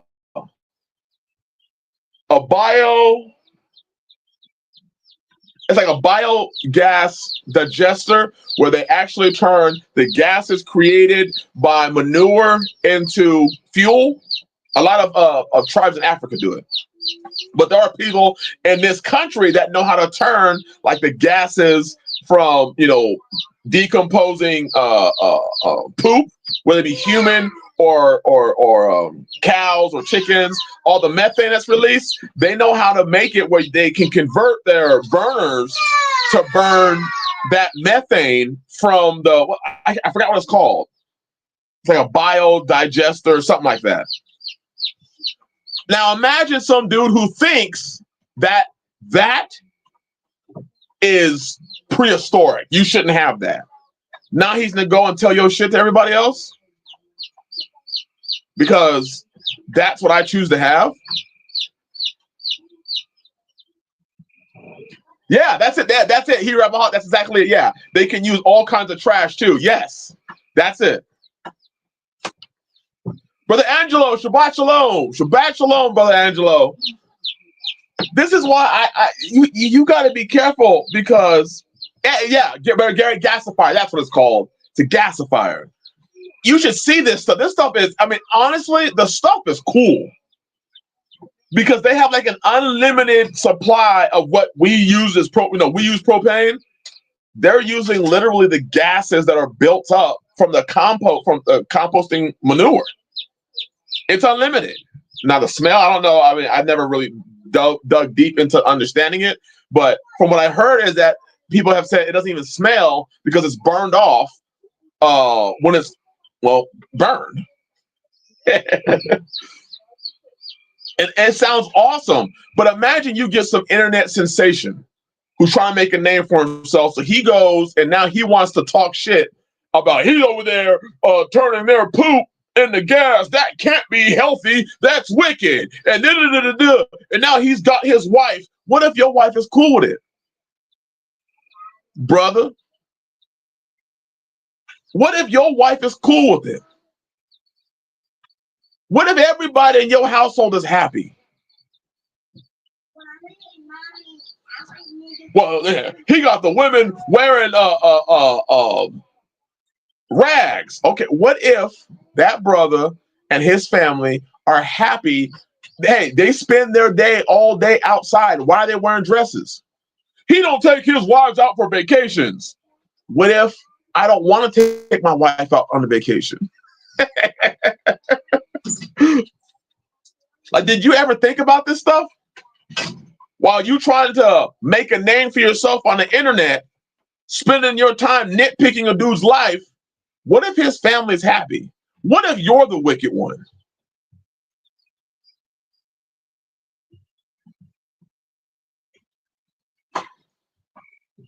Oh, wait. I saw some Blue Blade Gaming, Shabbat Shalom.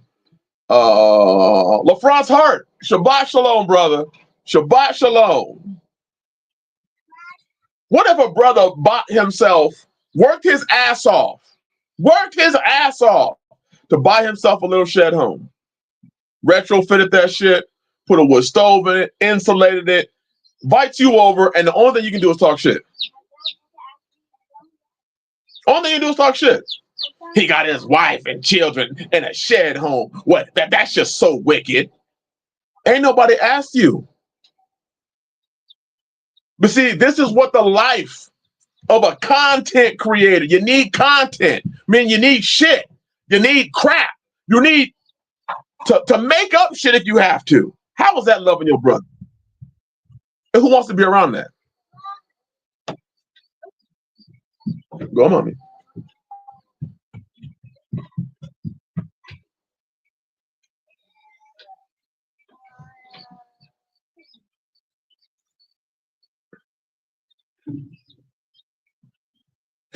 Yeah, I saw your comment, Palmetto.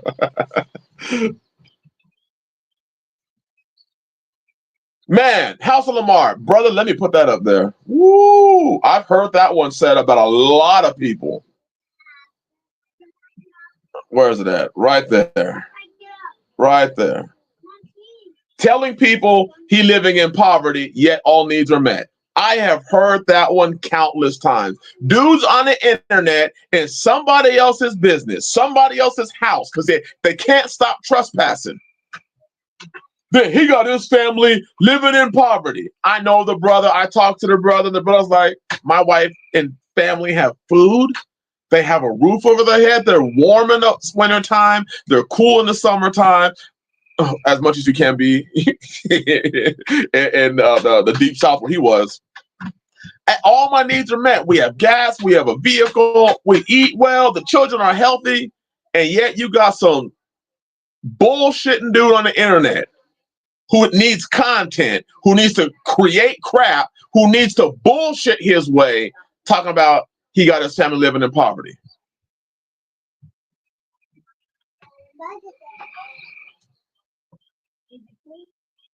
That's some bullshit. And these are what men get on the internet to do. I'm going to take my time as a man to go on there and talk crap about another man. He should at least take his wife out for vacation. Nigga, why don't you mind your own goddamn business and shut the fuck up? I'm just keeping this shit real. Because you're doing more damage than good.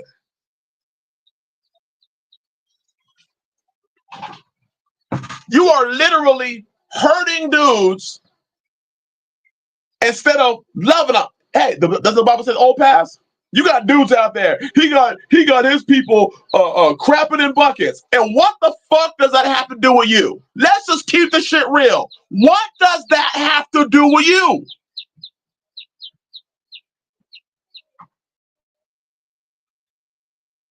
I know brothers right now. Them and their wife. They get water from a creek. And they're happy. They are happy. And here you come along and talking crap about them because you don't want to live that way.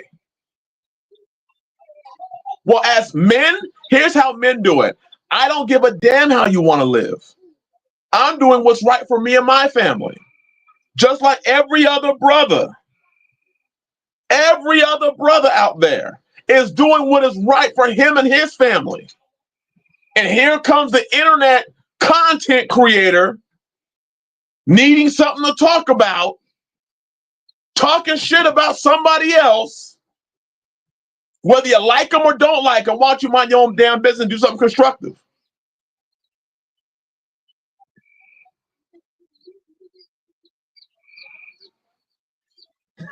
Fluster Clark said, want to see poverty? I can take you to my hometown in the Arklamis. It's an experience you won't forget.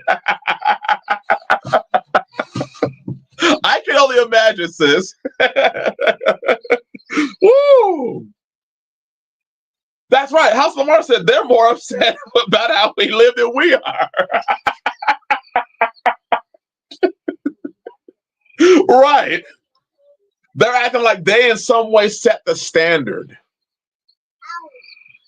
I've seen some of these dudes go on the internet and talk about polygyny. And I'm just like, and they'll say the most unbiblical things I've ever heard.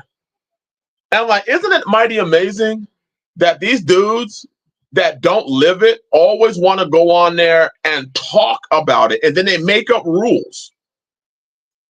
They make up things.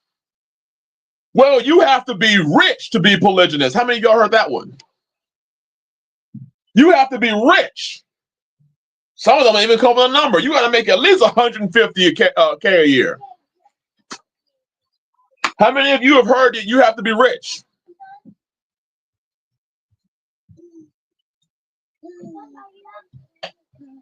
Yeah, there you go. It's not for this time. I've heard that one. So if you have to be rich, they can. Never mind. No, was Jacob rich? Palmetto. That's exactly what I said. I was like, wait a minute. From what I read, the requirements are the same: food, clothing, conjugal rights. Where do you come up with this stuff? Oh, I know. Because you want to appease all the women on your channel with all these things. Because you want to appease people.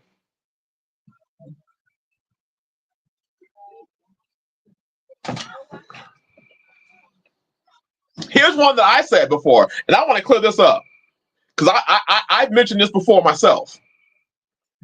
I used to say all the time, and I didn't realize how I was just telling the sisters this, that I need to correct this. So a video is coming soon, but I'm gonna give you all a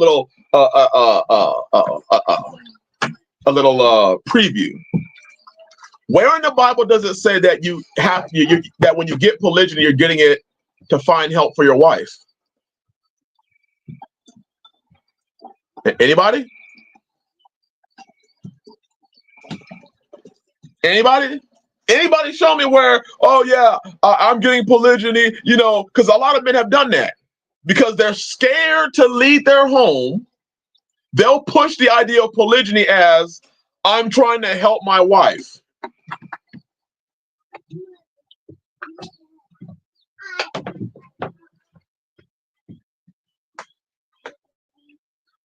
Does anybody even have an account in the Bible where a man specifically got another wife just to help his wife? Or are we men afraid to just simply say, I saw a sister that I'm interested in?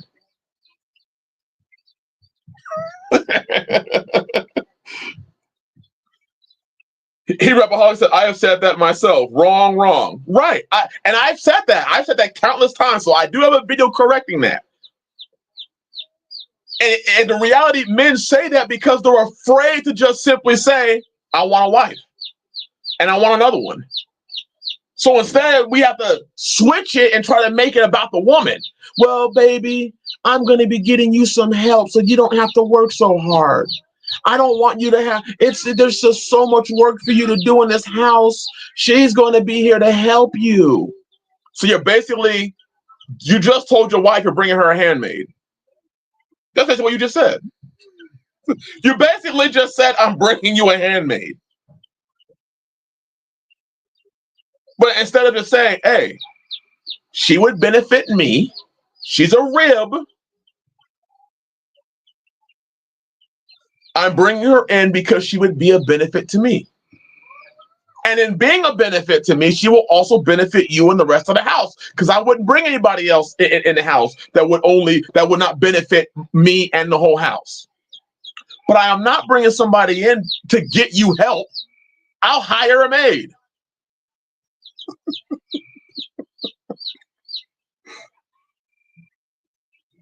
Brother Gary, you said it right there. I need to put that in the comment section. Where did you say that at, brother? Let me put that up there. It comes down to this. If I have more than one wife, what the fuck is my reason for doing so? Any of your business. Right. But you got these dudes out there that want to try and oh, well, you have to do this for each one of them. And, yeah, food, clothing, and conjugal rights. No, you need to take them both on vacations and I'm like, dude, what Bible are you reading? Is this what happens when you need content?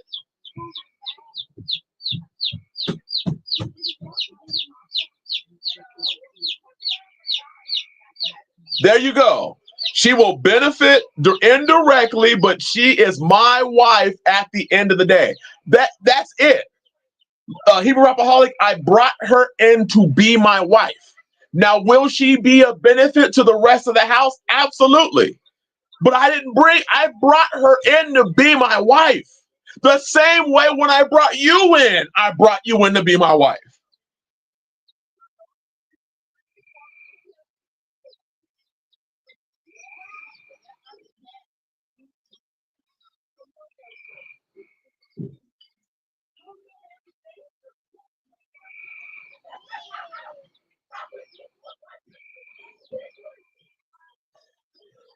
It's just things like this that has caused me to literally not be on the internet as often. I watch very few videos now. I'm very disengaged to a lot of things that are happening. Most of the stuff that I find out, people send me a message and say, "Hey, did you hear about this?" No. Hey, hey, check this out. Why? Like, this video is a 35-minute video, and I can already tell it's drama. Why am I going to watch this? Why am I going to watch this? We keep letting the narrative be changed from the reason, from one that is true to something that appeases people.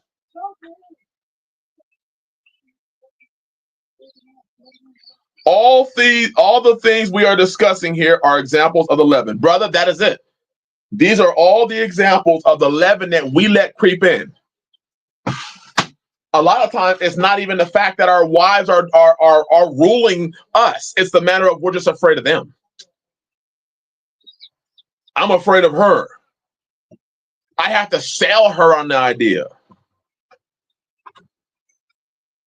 I'm afraid of,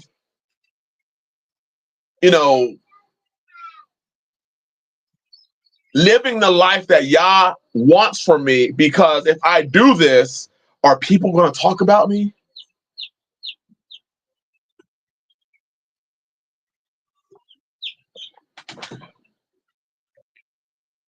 And now, I can only imagine. To me, it's the greatest form of trespassing.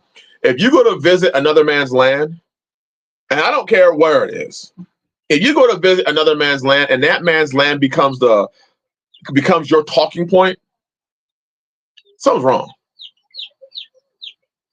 Something's wrong.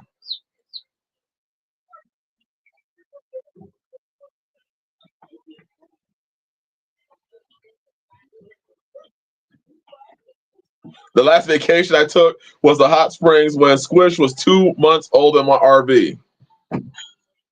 Did you mean to say Squish?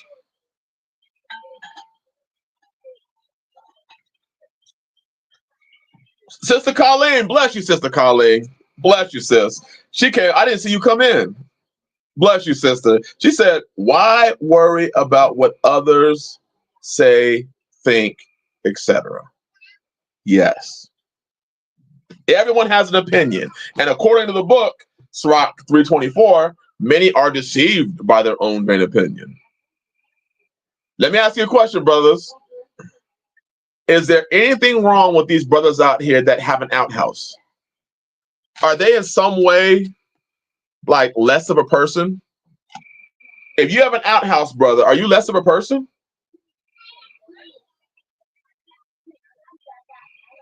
If you have a top of the line wood burning stove, or you built yourself a cob stove in your house, or a rocket stove, which if you want to heat up a house, build a rocket stove in your house. Are you less of a, you might even be smarter because you might save yourself a lot of money building a cob stove, but I digress.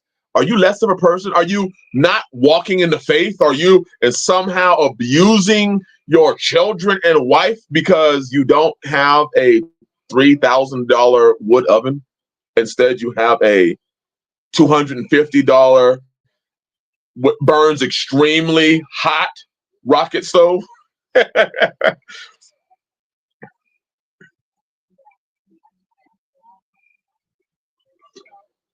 Chicken Farmer Plus, they are some of those those rocket mass stoves that people have that you can sit on. Those things, I've been drawing up blueprints because I want to build one, but man, those things are heavy. The amount of clay you go, oh man, those things are heavy. But I want one. I would like to build one. Right. Hebrew Rabbi said, how dare you save money? Oh, Palmetto said, got them skills that the power company can't take away. Right. I had somebody talk crap on somebody else because they heat their house with wood. And he felt like that the women that this brother had, he had more than one wife, the women should have been afforded at least to be able to heat with a, what do they call it? Not electric. That they need to have an electric heater. And I was just like, so heating with wood makes you less of a person?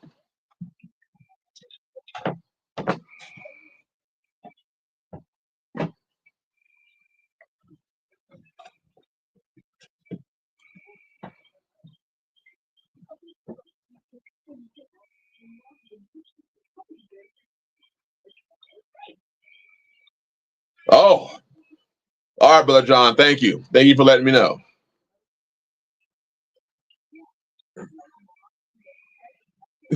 Yeah, decide where you want it to go because you don't have to move it later. Man, I thought I taught the 17-year-old black kid across the street how to make a basket fish trap. He's 29 now, and we're still friends. Hallelujah! Look at that, a skill. A skill. My wife and I combed 20 years ago. What we learned is this: you either need time to learn and build stuff, or you need a shit ton of money. You got to have one or the other. That is the truth. And brother, I ain't got the money, so guess what? Guess which way I lean to? Skill. Well, isn't there a scripture that talks about that? There is. Dad.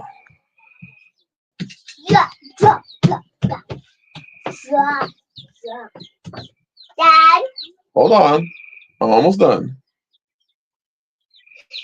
There it is. Sirach chapter 10. Sirach chapter 10.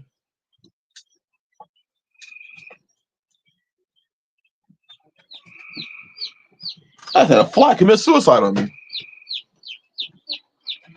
Sirach chapter 10, verse 30. The poor man is honored for his skill, and the rich man is honored for his riches. Woo! If you're the UPO, you better have some skills. Here's a question that and then we're going to be done. I was asked this question. It kind of goes along with what we already talked about, but I feel that having a consensus in the chat, maybe a discussion if you want to discuss it. Can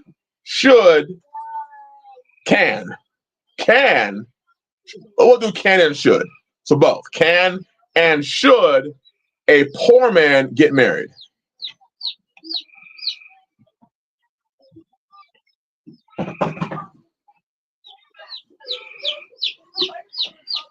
Hebrew Rapaholic, I don't know if it's a skill because I just come on here and just start shooting from the hips.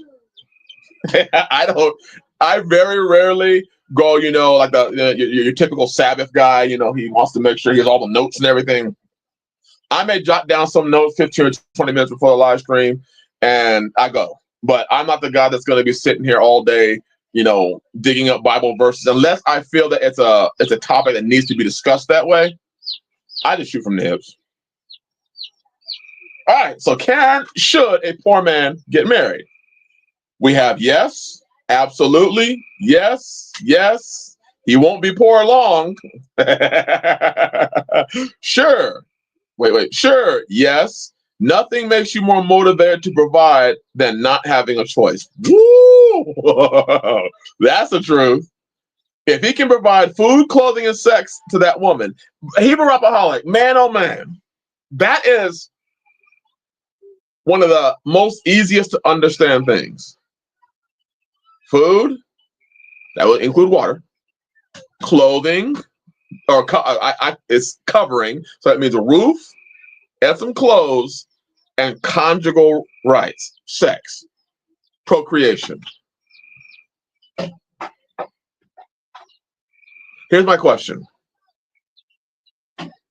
Why is it that we as men have let the Bible and its definition of what a man needs to be and have to be married, why have we let that be literally kidnapped and redefined and given back to us? Why have we let that happen?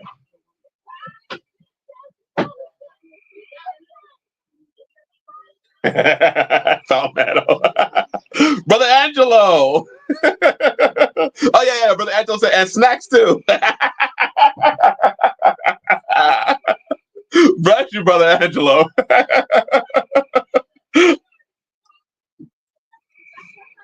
Jay Moore said it. Deception. You see? And that deception is our fault. Because what does the Bible say? Food, covering, clothing, and conjugal rights. And we have let this thing get literally bastardized and taken into a whole new stratosphere where pastors are determining, where live streamers and YouTube people are determining that you shouldn't or you don't have enough. And I'm sitting here like, what does the Bible say? Not what do you feel? Because following religious, ignorant leaders, G. Crawford, truth, brother, truth. When you're poor and you marry, you have a better sense of whether or not the woman is there for you or what you have. Truth. Absolute truth.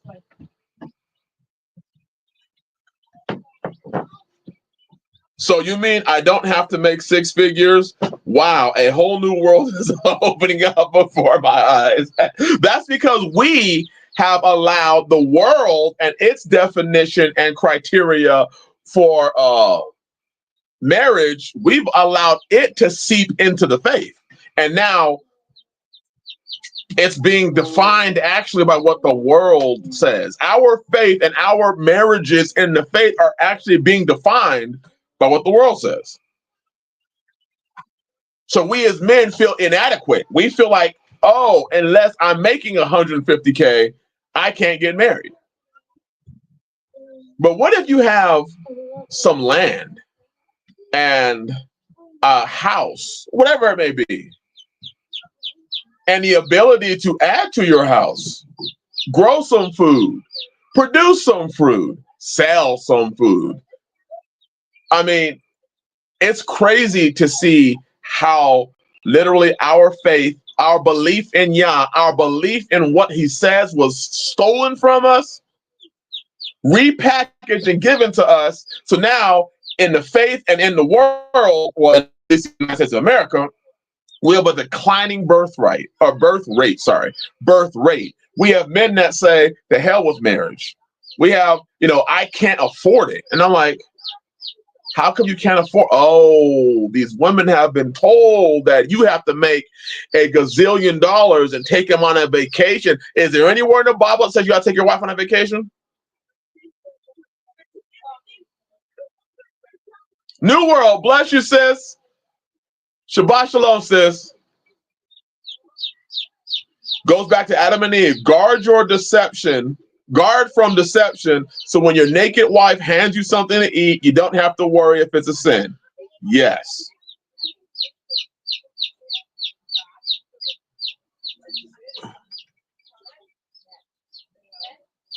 Blue Blade Gaming, I don't see your comment. Where is it?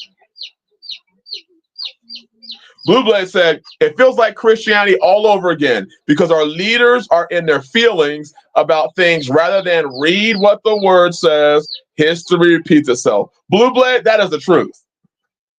That is the absolute truth. Absolute. And one of men's purposes is be fruitful and multiply, and that purpose has been stripped. Because a lot of men are afraid.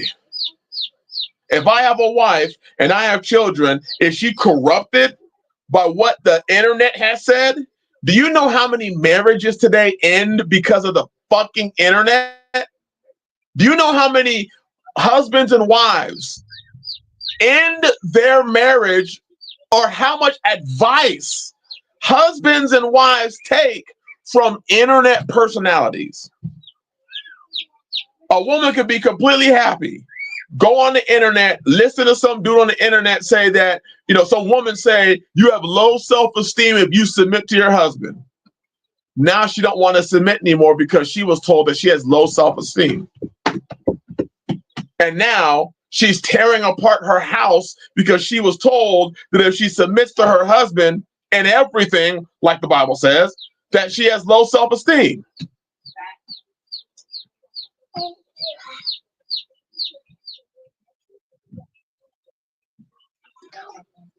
Here's my question. Biblically, what does low self-esteem mean? Stop, Fatty. It's okay. Like, can somebody explain it to me? What does it mean for a woman to have low self-esteem, biblically?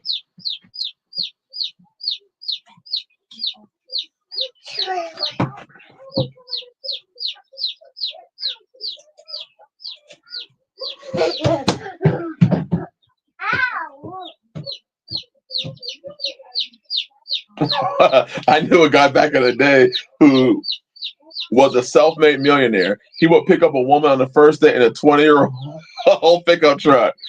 If she made it to date 2, he would pick her up in a Corvette. That's ingenious. That's ingenious. Hebrew Apostolic said, does that even exist biblically? That's why I'm asking. Because I've heard women reference, well, if I submit to him, that's just, I have no respect for myself and low self-esteem. I'm like, what does that mean to have self-esteem? So does that mean you're esteeming yourself? Is that just taking the most basic definition? You're esteeming yourself? So what does that look like tangibly?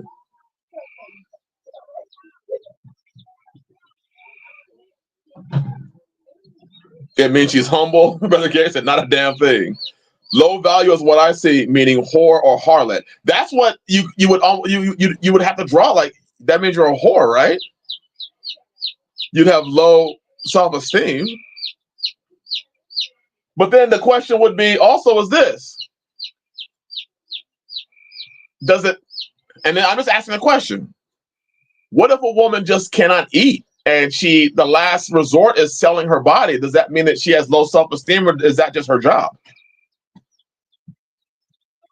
If her body is the only thing that she has to sell, is she selling it because she has low self-esteem, or is she selling it because she's desperate? I'm just asking. Because y'all know how I get down. I like to ask those questions. So the Colleen said, for me, it means her husband, father has taught her what it needed, wanted of their homes. Yes. Yes, yes, yes. Low self-esteem literally means you don't think much of yourself. It's humility framed to look like a bad thing. Palmetto, that is what I was thinking. That right there. That means you are not esteeming yourself, which would make you humble. That right there. Where's that comment at? I need to put that in there. Wait, my phone's messing up. Wait, let me get there. There you go.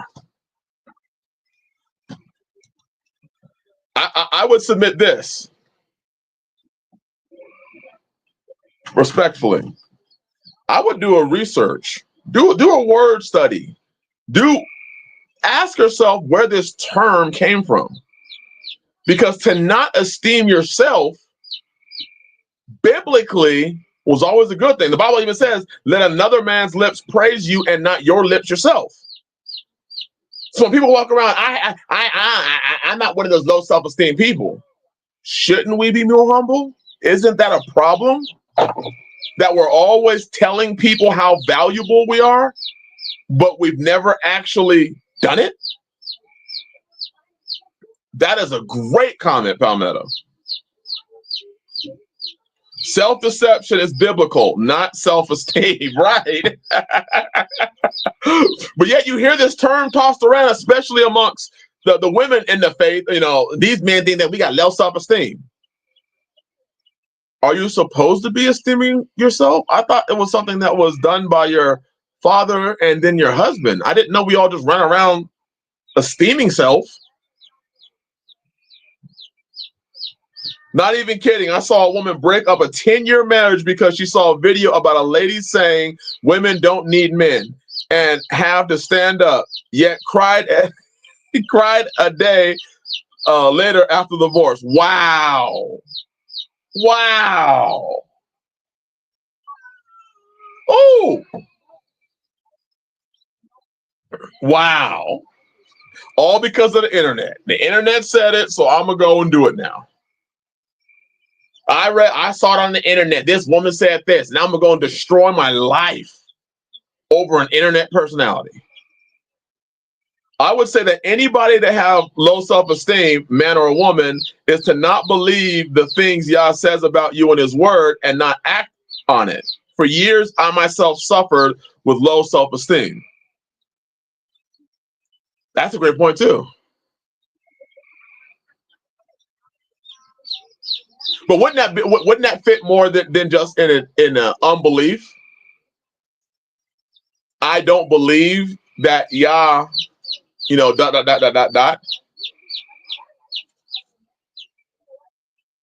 just gonna say I'm enjoying this conversation. Every person should value themselves because they are made in Yah's image. However, they should esteem Yah. Oh, that's so good, Brother Gary. Self-esteem means that you don't know your place in the overall scheme of things. So you don't know where you fit in. And if you read the book, you would know where you fit in. As a man, you would know where you fit in as a woman. You know where you fit as a child. You would know where you fit in as a husband, as a wife, as a servant. You would know where you fit in. Man, this is good.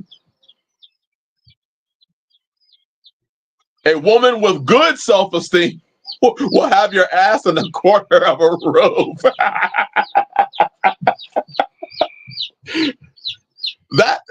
This conversation, and he prefaced it with, I know what I'm worth. Yeah, me too, whore, me too.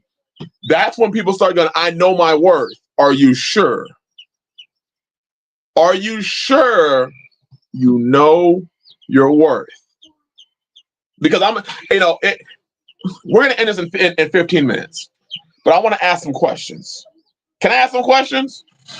Is it okay? Because I want to go with that I know my worth comment. Is it okay if we ask some questions?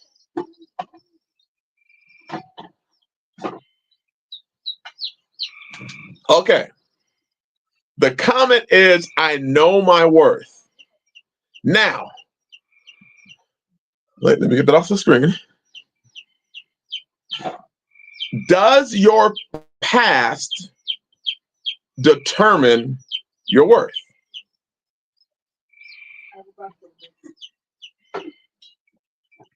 Does your past determine your worth? And does your past determine what you think you're worth?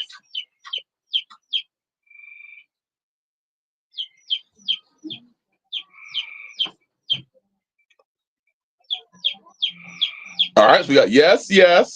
It influences it for sure. I know my worth. Yeah. Okay. So we seem to have a consensus. So if your past can definitely at least influence or play a large role in your worth, if you did things in your past to destroy your worth and you still believe that you have a high worth, is that a high self-esteem?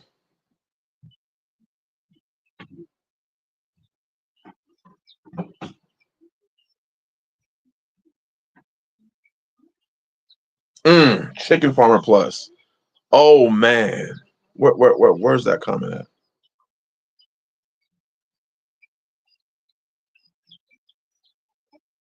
Oh, where's that comment at? Where's that comment? Why don't I see it?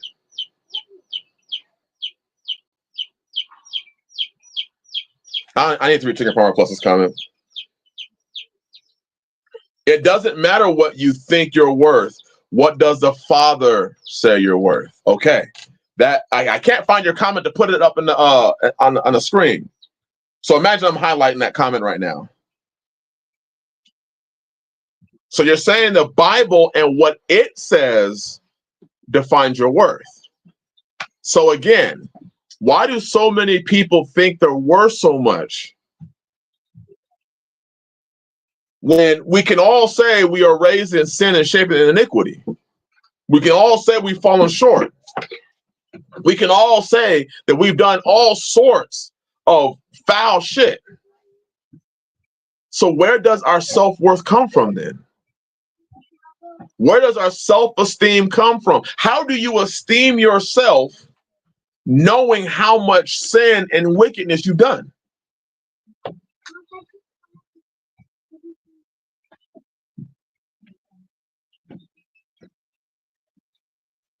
Palmetto, that's kind of one place I was going. Is a 20-year-old virgin wife, and I'm gonna say at this, raised in her father's house, the same as a 40-year-old wife that brought 3 kids from other men?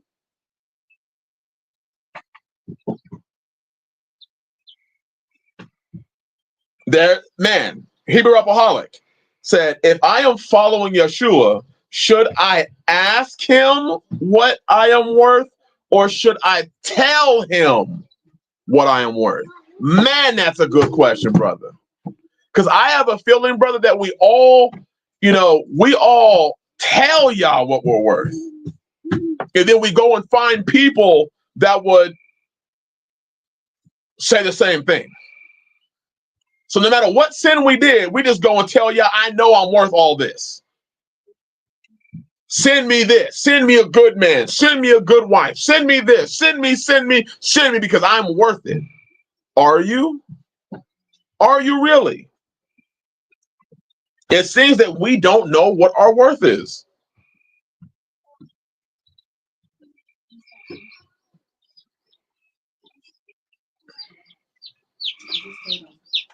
This is a good conversation, because this is something that I see a lot, where people are we always elevate ourselves higher than everybody else. Like, for instance, if you came out of a bad ministry like I did, and everybody else is coming out, why are you elevating yourself? You're with everybody else.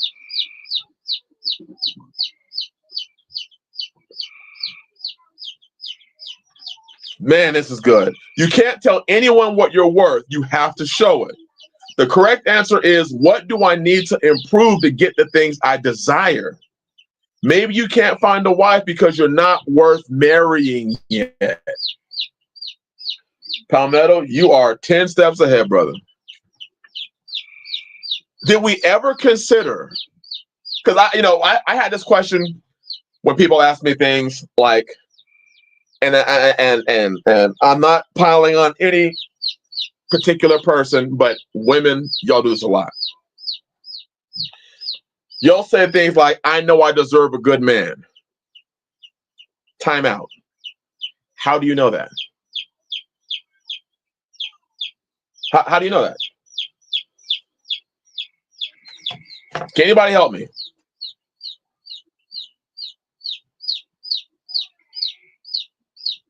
How do you know that? How do we know that we deserve it? I know I deserve a good woman. How?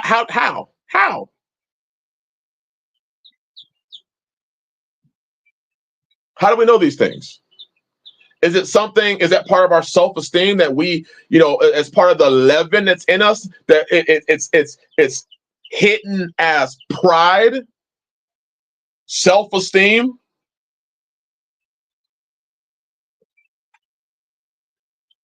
Yasha, my brother. Shabbat shalom, brother. Did you ask the Father to help you become the husband he needs you to be for the wife he will give you? Man, Chicken Farm Plus, that's good. We never go to Yah and say, Yah, remove the leaven out of me, because, hey, there's all sorts of leavens. There's all sorts of leaven.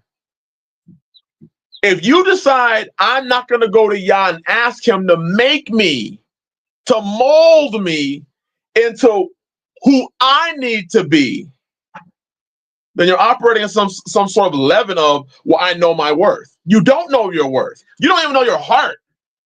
If you don't even know your heart, how do you know your worth? Because wouldn't your worth be tied with what's inside your heart? But the Bible says the heart is deceitfully wicked. Who can know it? So if you don't even know your heart, how do you know your worth? If you can't even tell yourself what's in your heart, how do you know your worth?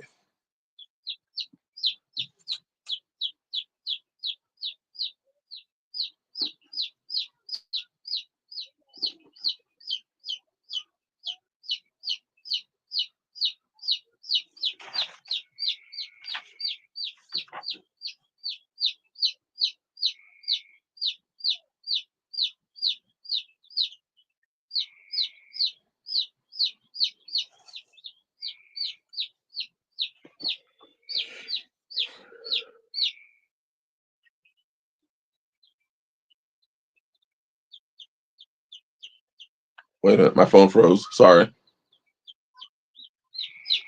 There you go.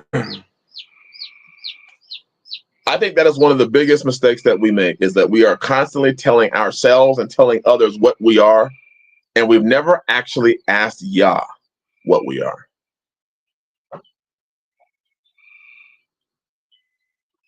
We've never actually asked.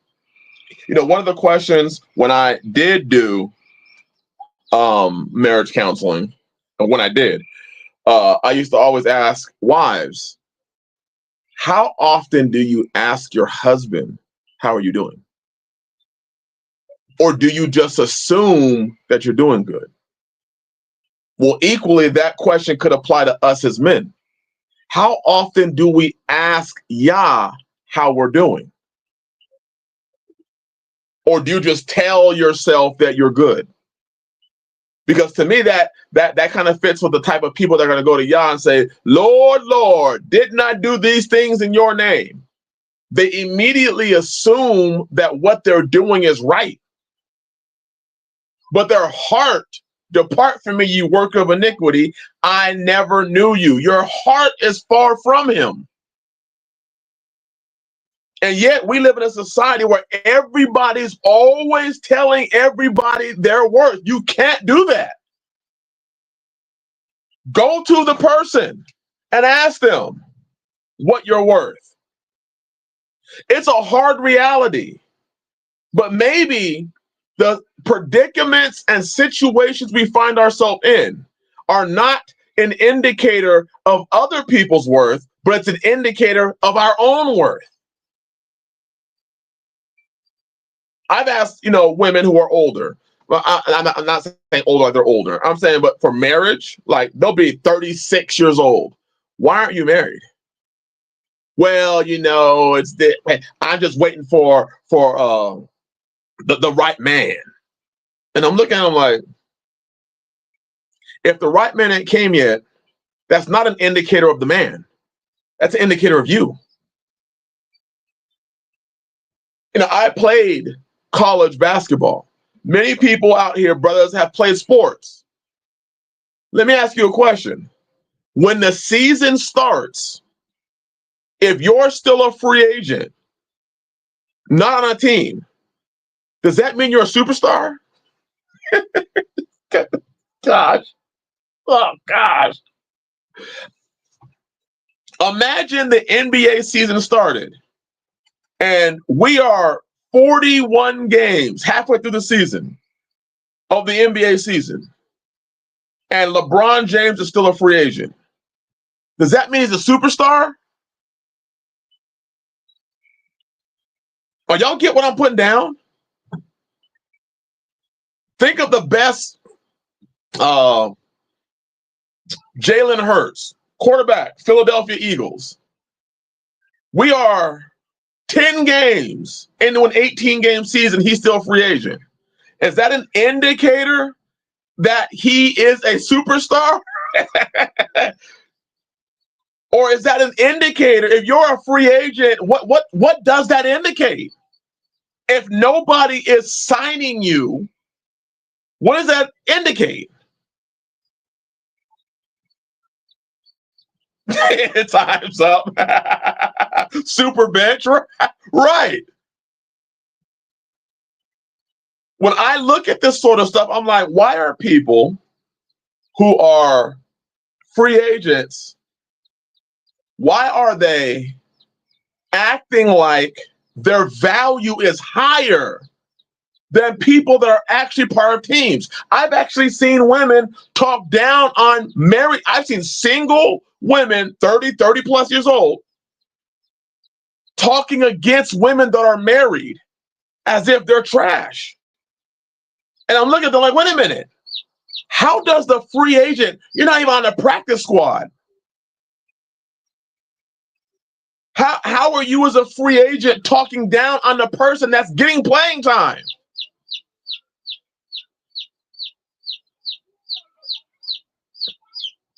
That would be something that would cause you to humble yourself. But instead, in today's time, we just dig our heels in more and then become more delusional and tell ourselves that we're worth more. You got players that aren't even on teams asking for max contracts.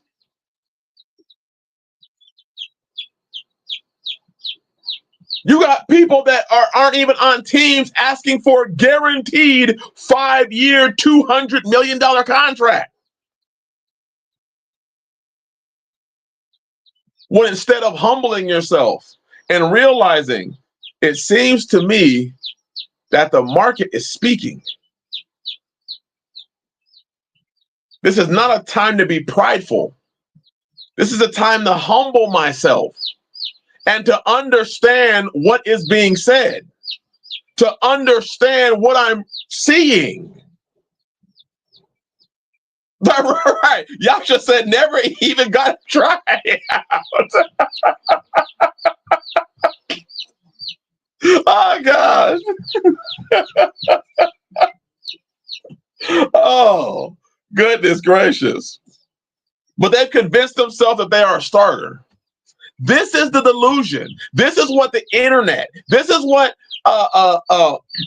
these purposeless men are feeding to other people.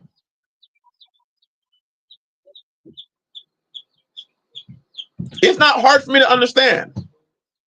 It's not hard for me to understand, Chris. The reason you're not the starting tailback for the Los Angeles Chargers is because if you got hit one time, you might die.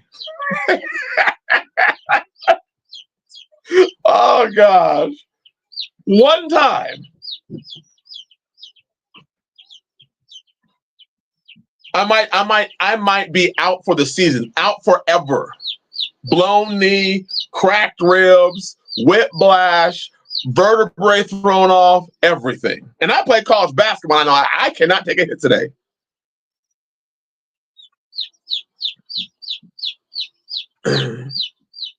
I jumped off the ladder from about 8 feet up and almost blew out every ligament that